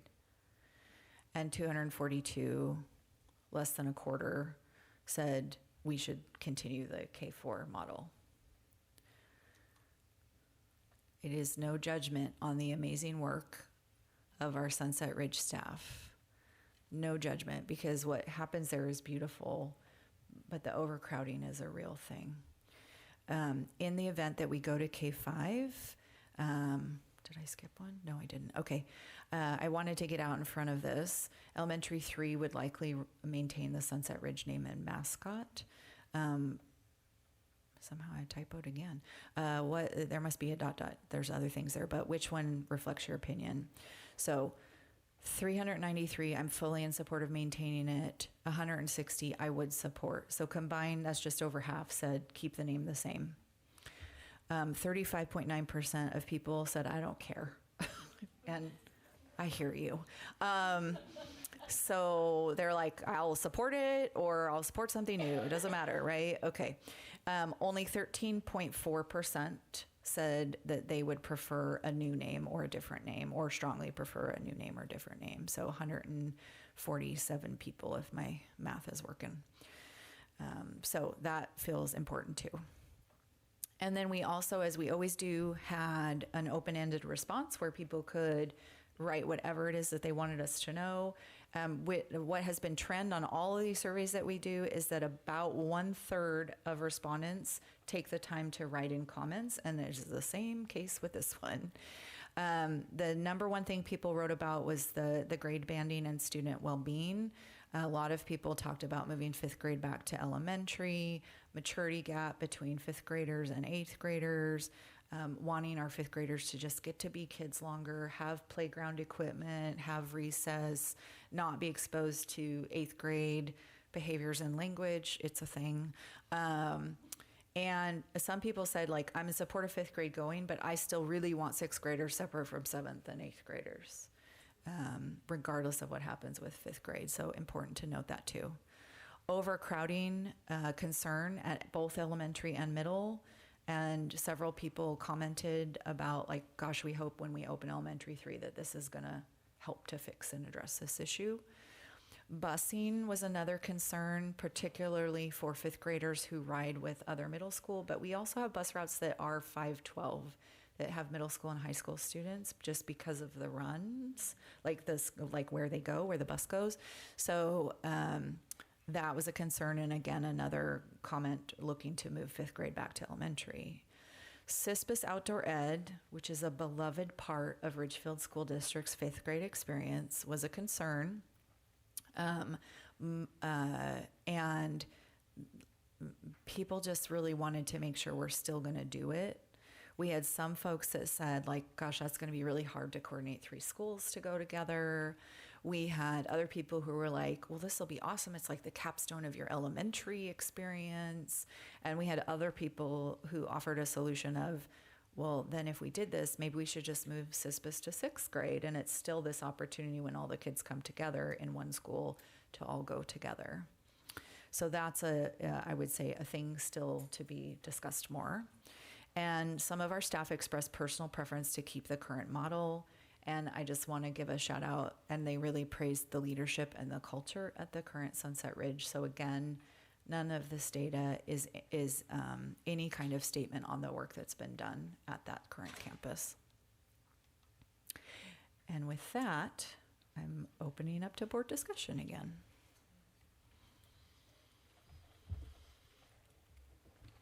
I have a whole bunch of stuff. I'm going to go all the way back to the counts for the elementaries. When you said they do a count 1 and count 2, I just want to clarify and remind me, when does the count for funding? What is the number that we get the funding based on? Every month's number. So we submit on that 4th day of September, and then we're funded on that, and they basically give us an amount every month, but then come January, they look at, are you going up or down, and they make an adjustment to the amount that we're getting. So every month that we do that enrollment reporting impacts our funding over the course of the school year. Okay. So in theory, if the Ridge Connect it's part of Wisdom Ridge. Correct. And it's a homeschool model. Homeschool but- support. Homeschool support. So people who might want to do like a homeschool style, but also have the support of the district, they enroll through Wisdom Ridge and then go into that program. Is that correct? And Yes. those numbers then count for the district. They do, yes. So it Sounds does awesome. provide some funding, which is why we thought we're just going to try it. We're starting with a half-time teacher because that's an expense, but we do believe there's enough families in our community that would like that type of support that we think will be able to offset the cost of that additional staff person. That sounds like a really creative, and I really like that. I forgot her name. I'm so- Susan Smith. Susan came up with that strategy. So good job, Susan. And then also on the count side of things, for kids who do full-time running start at the community colleges, they also count for us or no? They do, but it's a flow through. So this is a common misperception that students who go to Running Start are taking money out of the district. That's not what happens. The money comes in and the money goes to the community college. So yes, money's going somewhere besides us, but we're also not paying for teachers and paras and secretaries for those children because they're not on campus. So we have a lot of students that do a split, that do some of their classes at the high school and some with Running Start. So that's important to know. And we've made a procedural change this year. Previously, students were only permitted to access 2 programs. So if they wanted to do Ridgefield High School and Wisdom Ridge, then they couldn't do Cascadia or Running Start. Or they wanted to do Running Start and Cascadia, then they couldn't take classes at Ridgefield High School. That's not actually the law. So we have made some procedural changes this year. So kids can access as many programs as they can make work. That doesn't mean you can take whatever you want whenever you want, because we don't offer every class every period at the high school, but we are willing to work with students and families to really tailor their plan. Wonderful. And then going to the survey with the 5th grade banding and the retaining the name Sunset Ridge, my understanding is that saves money for the district because there's not like relicensing fees or something if we went with a whole new name. Is that accurate? That if we kept that name that we end up somehow saving money We and do. time? There's a couple different things. One, there's entity coding and applications that have to be done through OSPI with a new campus. There are labor impacts for staff that are designated at Sunset Ridge, or if it's a completely new school. There are licensing agreements around the mascots and development cost for that. I would say the financial impact is probably negligible. The human impact to the time that it takes to do those types of things, given all the other things that we need to address as a district, are significant. So I am recommending to you that we maintain the Sunset Ridge. It would become Sunset Ridge Elementary instead of Sunset Ridge Intermediate, but then everyone's cool coyote gear is still able to be worn. Yeah, Curtis is repping the Coyotes today, so. And I'll just throw out the comment too about the CISPIS discussion. That's an important one for me personally. I love CISPIS. I want to make sure it's funded and it is always there. I might be totally fine with it going to 6th grade, but I'm seeing the head shakes and stuff. So I would love to have a discussion. Like, I feel like we need to discuss, obviously, we're going to discuss that a lot more, but I'm just telling you, like, reach out to me and like, let's talk about that a lot more before anything happens. So we want to hear your concerns, and CISPIS is amazing. You guys do such a great job. Staffing is sensitive, but in the event we move to this proposed plan, can you speak to a certain extent as to staff moving, leadership moving to a new building named Sunset Ridge, what that would look like? I mean, pending, and it's under new business this Correct. evening, so pending board action, then we would announce leadership for the new school. For certificated staff who are covered under a Ridgefield Education Association REA collective bargaining agreement, we bargained as part of the full contract opener last spring language around how positions will be filled when a new building opens. So we have contractual language we've worked out with REA to address how that process will occur. And I would encourage staff to read their contract, just like Liz says, read your contract. And for Ridgefield Classified Association, for RCA, we have been talking about it, but we've not yet settled on an agreement yet.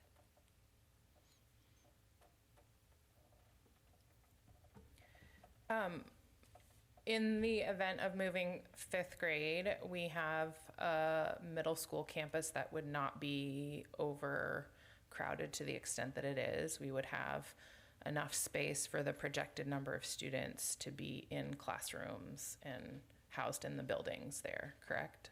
That's what you were showing, is that it wouldn't be busting at the seams. Significantly Right. drop. Mm-hmm. And then for elementary schools, you also said not each school would be the same size because not each building is the same capacity, correct? Correct. Ideally, we'd love them all to be even, but we want to Yes. make sure we're not putting more students in a campus that doesn't have as many Yes. rooms. Yes, and What would that look like? Yeah, I didn't speak about that, but that would again be that's still work yet to be done this year.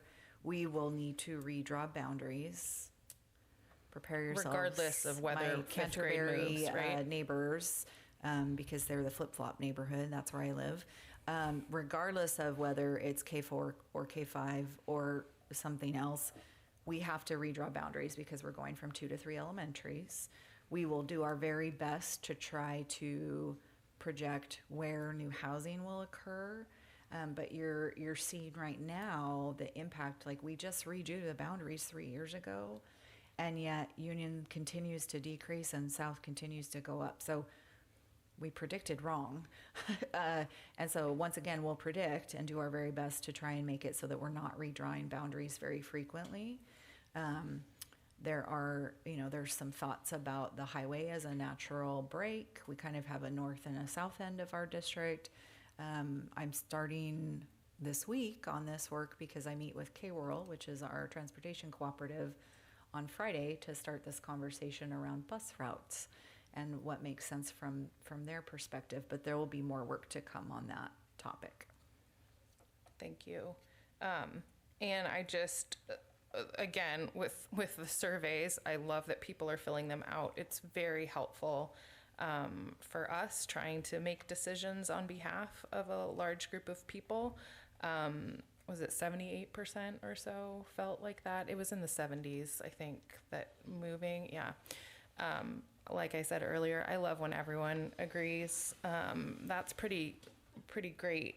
It's not 100% because that's not how things work, but I think it makes logistical sense in terms of spacing. It seems to reflect what the community is interested in seeing happen. I just want to say also, Todd Graves and Stephanie Goad, who are here, the two of you have led an incredible campus in this district. So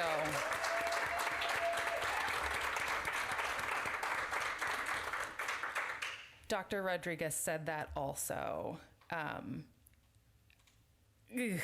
It's a magic place that you all have created.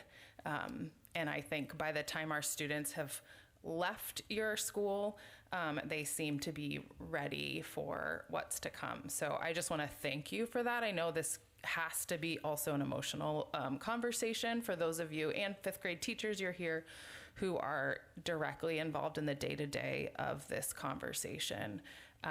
So I just want to say thank you for the work that you do and that you have done, the leadership that you demonstrate in the Ridgefield School District. because of that magic, this conversation feels harder than it would based on percentages of survey responses. So I just want to say that the numbers seem clear. The feelings are less clear, but I just want to say a big thank you.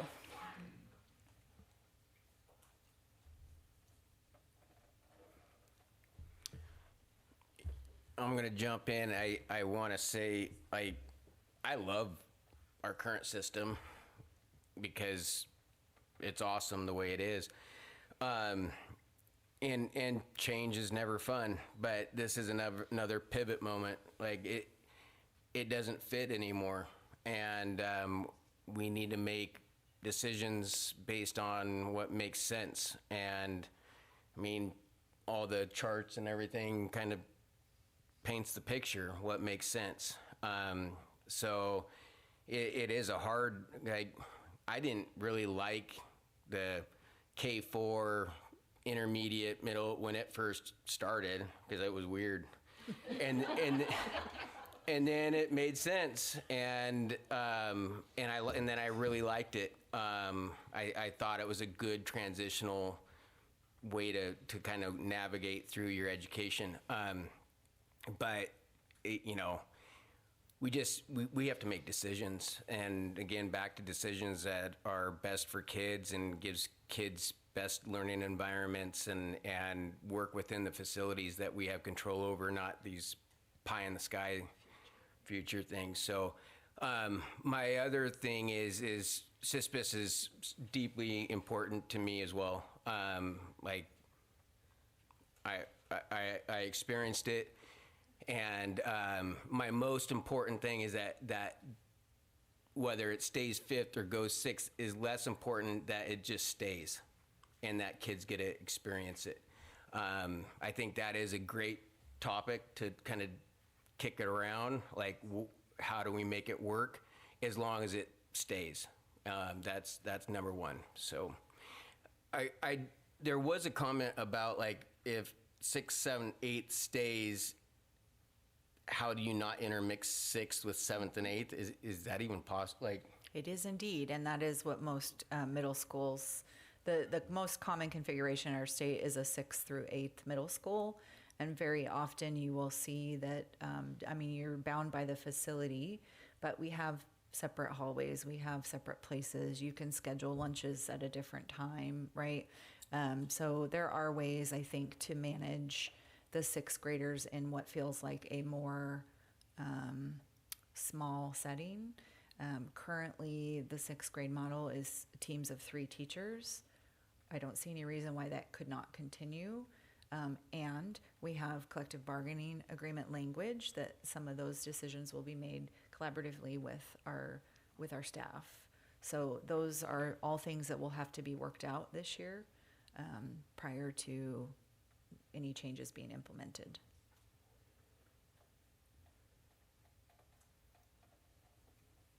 all right, well, thank you. And is there any other comments? Okay. I saved the good stuff for the end because I felt like we were going to need it after all of that. Just want to express my appreciation to our staff, our teachers, our paras, our secretaries, our Chartwell's food service workers, our K-World bus drivers. God bless every parent that drives their kid to drop off at Sunset or at South and Sunset and Union. Good God. The buses are great, people. They work. I have told Joe, like, someday we're going to have a, like, ride the school bus campaign. So, but this, how can you not love? So these are kindergartners. This is kindergartners, and their little hats say, like, their name and that they survived their first day of kindergarten or what have you. And just some of our other students on their first day activities. At the lower right is the middle school has like a big assembly to kind of welcome everybody. So just it really has been a really wonderful start to the school year. I've shared with some of you when I came a year ago, everywhere I went the first week of school, people told me all the problems. They told me everything that was wrong, every bad thing that had happened, all the things I needed to fix and address right away. And this year, when I went out and visited campuses and talked with teachers and talked with office staff, every single person said, thank you. We're so happy to be back. We're so happy not to be on strike. We're just really happy with the progress that's been made in the last year, and that felt amazing. So thank you for kind words for those that shared those. And I just want to welcome back our staff, because we have really tremendous staff. The upper left picture, that's our entire RHS team. You can always find Dave Dennett. He's in the back. He's a head taller than everybody. He's our REA co-president. But you can see they have a whole promise, every student, every day, and all the faculty, I think, have signed on there. And the other panoramic picture is, I want to say, View Ridge. Yeah, View Ridge staff. And you can't see their signs, but they all have how many years they've been in education on their picture. And just, you can see their smiles. Like, our staff were by and large really happy to come back and be with our kids and be with each other this year. And it was really special. So big thank you to our team. Everybody who works for Ridgefield School District is part of the team. And just really want to say thank you for what from my perception, has been an incredibly smooth start to the school year. Okay. Are you done? I'm done. Yes. That was Yeah. good. That was I very know. detailed. A lot tonight. No, thank you very much, Dr. Rodriguez. That will take us to board communications. Jake? We really appreciate that superintendent's report. Thank you, Dr. Rodriguez. A lot of very important topics that are worthy of a lot of good discussion, and appreciative of the rest of the board for lots of great input and open conversation. And today I was at Sunset Ridge for a library scavenger hunt, which is a really cool opportunity. Thank you to Coral E for the invitation. It was cool to see these fifth graders that are in their first few days in a new building, new environment, and working as a team. We're talking a lot about socialization and kids being kids, talking to each other. And what better than a scavenger hunt to get more familiar with their library and their online resources. So being able to take part in that was very, very cool and rewarding. A personal note for me in my role on the board, I'm not stepping away from the board. I'm going to step down from my legislative rep position. When you go to the state school board conference like I did 2 years ago, and you come back and tell your board that there's this legislative role, what happens? They tell you should be the one that should do it. And so after about a year and a half now here on the board, I'd like to utilize my bandwidth in other areas on the board, so I'm going to resign from the legislative rep a few months early before we would typically do elections, but I think we have somebody else on the board that's more excited and better fit for that role. So we will move on to that later formally, but that's all I got tonight. Thank you. I don't have much. Thank you, Dr. Jenny, for your lengthy update. They were all critical. We needed to hear all the things. Yep. Thank you all for coming tonight. And we have some kind of hot topics in front of the board tonight. So I don't have anything else.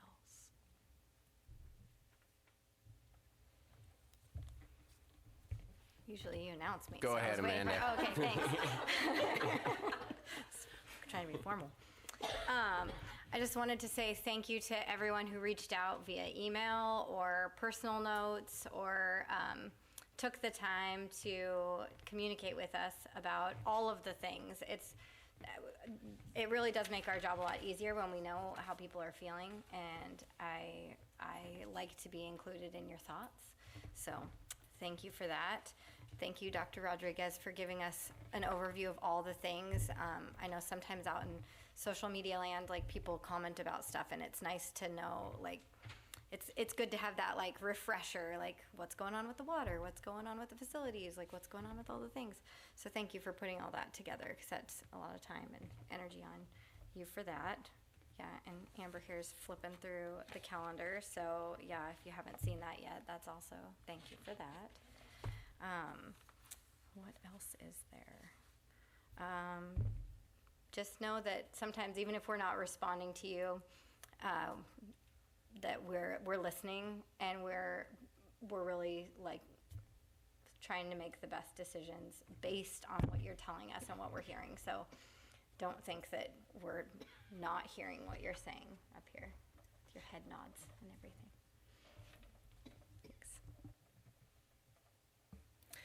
All right. I have shared a lot of thoughts this evening, so this will be brief. I just wanted to share back. I heard from a community member who couldn't be here tonight, previously had asked for us to consider the placement of public comment in our meeting agenda, which we changed so that it would be right up front for anyone who wanted to come in and let us know what they were thinking. And I think that's great because sometimes our meetings go long, but this person said thank you very much to us and may show up in the future to say so directly, but just wanted to pass along that appreciation. It was noted. And then also for those of you who came and gave public comment this evening or who are here, thank you for coming and staying and sharing your thoughts and also listening to the conversation here. I would love to see the room full every single night, and it is a lot because lives are busy. So just extra appreciation to everyone who is engaging, whether over email or in person here at the meeting. I also was flipping through the calendar because I promised that I would say when I would have my coffee hours, and my regular job has been pretty intense. So I will be doing coffee at Lava Java the first Thursday of the month at 10 a.m. And I have sort of thought about maybe doing an evening walk of some sort, and then also realized it's also going to start raining and be icky for walking outside at night. So we'll stick with coffee in the morning. If that doesn't work for you and you want to get together, please email me. I'm always happy to connect at another time as well. Thank you. Yeah, I came across as joking when I said, "Are you done?" I my delivery is always bad, but I want to thank you for the detailed thoroughness of these reports. You lay it all out there. And you give very good detail, and you keep us as informed as you possibly can. And it doesn't matter if you know we have a record setting, we were out of there in 15 minutes. That's not what we're here for. We're here to be informed and make good decisions and have dialogue. So I thank you for preparing it. That took a lot of work. You did it right off the cuff. I mean, it's impressive and very well put together. And I just want to thank you. Number two, I want to thank you and everybody that you worked with in getting the deal put together so that we're not sitting where La Center and Evergreen are sitting right now. The sense of just relief that I think goes through to everybody. And again, that's by putting in the work ahead of time and keeping that dialogue and that conversation going and working through situations way before we get to the bargaining table. So I just can't thank you enough. I think the community thanks you, and I'm sure the teachers, I know the kids and the parents, like it's how many people that those things affect. And the fact that we're sitting and celebrating starting school and staying going is thank you. Appreciate that. And with that, we will go to old business, which there is none. None tonight. All right, that takes us to new business. Okay. Well, first up is the big one. I'm flipping past the consent items here. Old business. Here we go. All right. So item 9A is to determine elementary number 3 school configuration. That would be the grade levels and the school name and mascot for the 27 school year. We've had extensive conversation.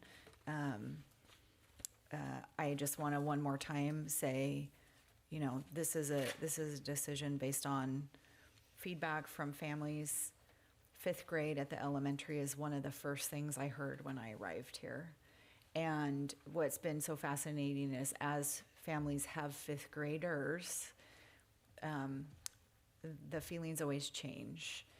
And we are really over capacity in that campus to a point that is a challenge from a safety perspective. And very excited to have our new school open, but just again, like kudos to all of our Sunset staff. It has, we'll see where the board goes, but I'm going to predict that you get to take your victory lap this year, and then you get to spread your awesomeness to more places, which I cannot wait for, to be honest. So, our recommendation as a district is to return or to move to a K-5th to maintain the Sunset Ridge name and mascot. And I'm happy to answer any questions the board may have. Can I have a motion? I will move that we adopt a school configuration of K through 5th grade for our 3 elementaries and adopt the school name of Sunset Ridge Elementary for the 26-27 school year. I second. Is there any discussion? Yeah, I want to, Amber was so eloquent in her thanks to our team, but I'm excited for our staff and leadership to have the chance to open a new building, and I know change is always hard, but as it's been so well said, we have the right people in place to take on such an undertaking, and I'm excited for that group. And the geography nerd in me has to point out that Sunset Ridge would be the most eastern campus of our 3 elementaries and the furthest from the sunset, and I just had to say that, so. But I will still allow it. Okay. President Jones lives there. Yeah, and, I got something to say about that. Yeah, Go ahead. Yeah. I feel like I said earlier what my thought process has been, and I would support this. Yeah, I'm more about the mascot thing right now. It has the most beautiful sunsets because you're set further back. You can see the sunset better. Yeah. Furthest from, that's right. No, Best view of. and it is. I don't want to drag this any longer, but it is funny how important the naming of the school, like, out of everything that's went on, in the last year, the most comments to me personally isn't been about anything else other than what's the new school's name going to be. That's been the most important topic. I like the lateral movement of Sunset. It feels right if we vote that way, and it does have beautiful sunsets out there. I can attest. I know, Jay.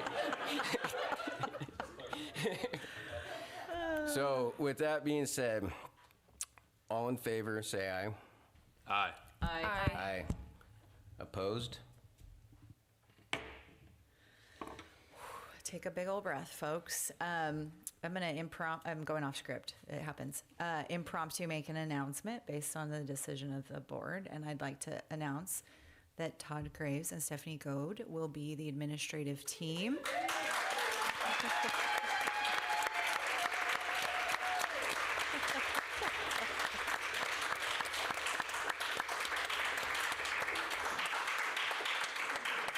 Yeah, so they will be the planning administrative team for the new relocation of Sunset Ridge Elementary. So congratulations, Todd and Stephanie, and I know you will make everybody proud. So, okay. All right, moving on to not as exciting of things. Item 9B, approving renewal of the property and general liability insurance program policy with the United Schools Insurance Program, known as USIP, for the 25-26 school year. You thought I was joking, but I wasn't. We have to renew our insurance. We're required to have it. It continues to go up annually. The renewal this year is approximately 5.7% higher than the previous year. We're recommending approval of the renewal of the property and general liability insurance policy. Happy to answer questions. I move that we approve item 9B as presented. I second. Any discussion? All in favor? Aye. Opposed? Great, thank you. Moving on to 9C, it's first read of revised board policy number 3110, qualifications of attendance and placement. We have just some minor updates to this policy. It hasn't been updated since April of 2016, so we're due. This will bring it into alignment with WASDA model policy. Additionally, we anticipate updating our procedure based on feedback from staff once the policy updates are completed. We recommend approval of school board policy number 3110, qualifications of attendance and placement. Happy to answer questions. We'll bring it back at the next meeting for approval. Hearing none, I'm moving on to 9E, first read of revised board policy number 5161, civility in the workplace. We talked about this last year, and we actually did a survey of our faculty. Did I miss one? I believe you missed D, item D. Oh, okay, flipped right past it. Thank you. See, it gets funny after 7 p.m. Here we go. Policy 3210. Non-discrimination.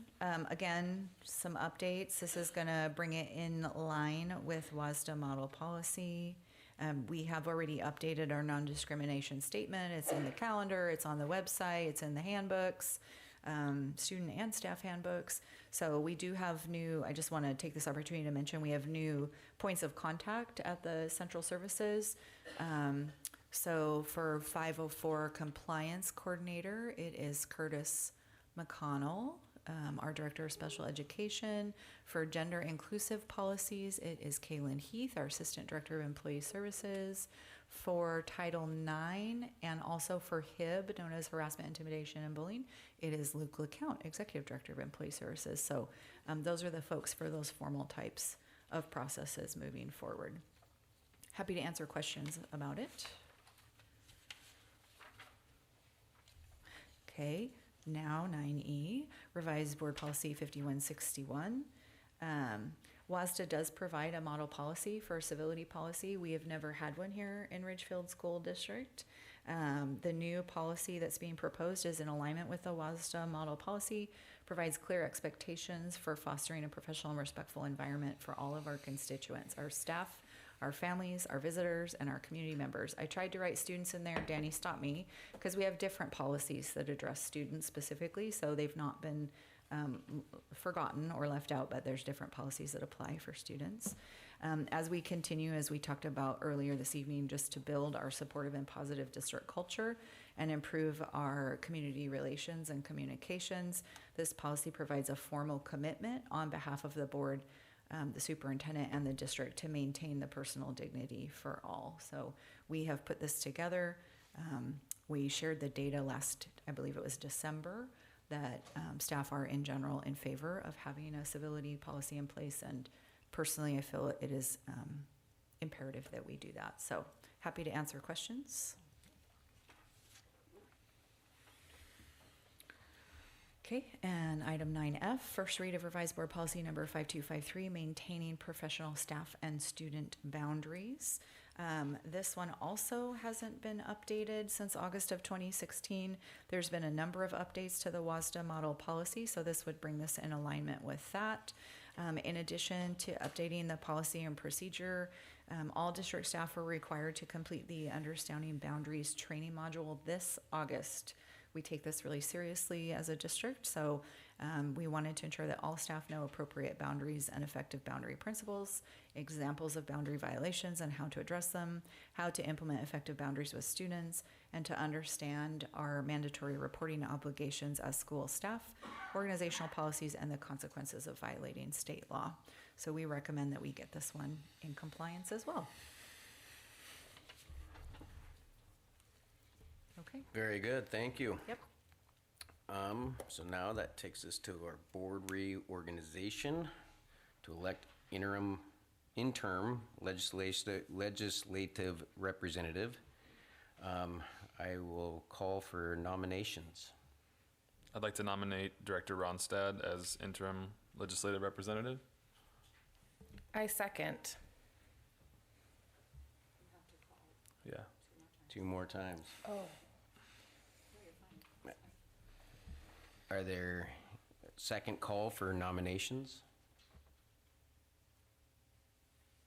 Third call for any other nominations? All right, we will do a roll call vote to elect interim legislative representative. I start. President Jones, how do you vote? Yes. Vice President Baker? Yes, aye. Director Ronstadt? Heck yeah. Director Farnsworth? Yes. And Director Bredstrand? Aye. All right, congratulations, Amanda.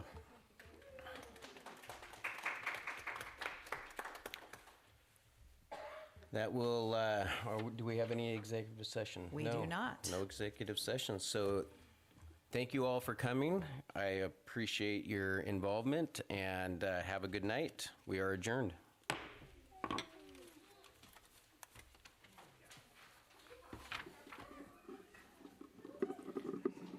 I gotta go to the boys' room.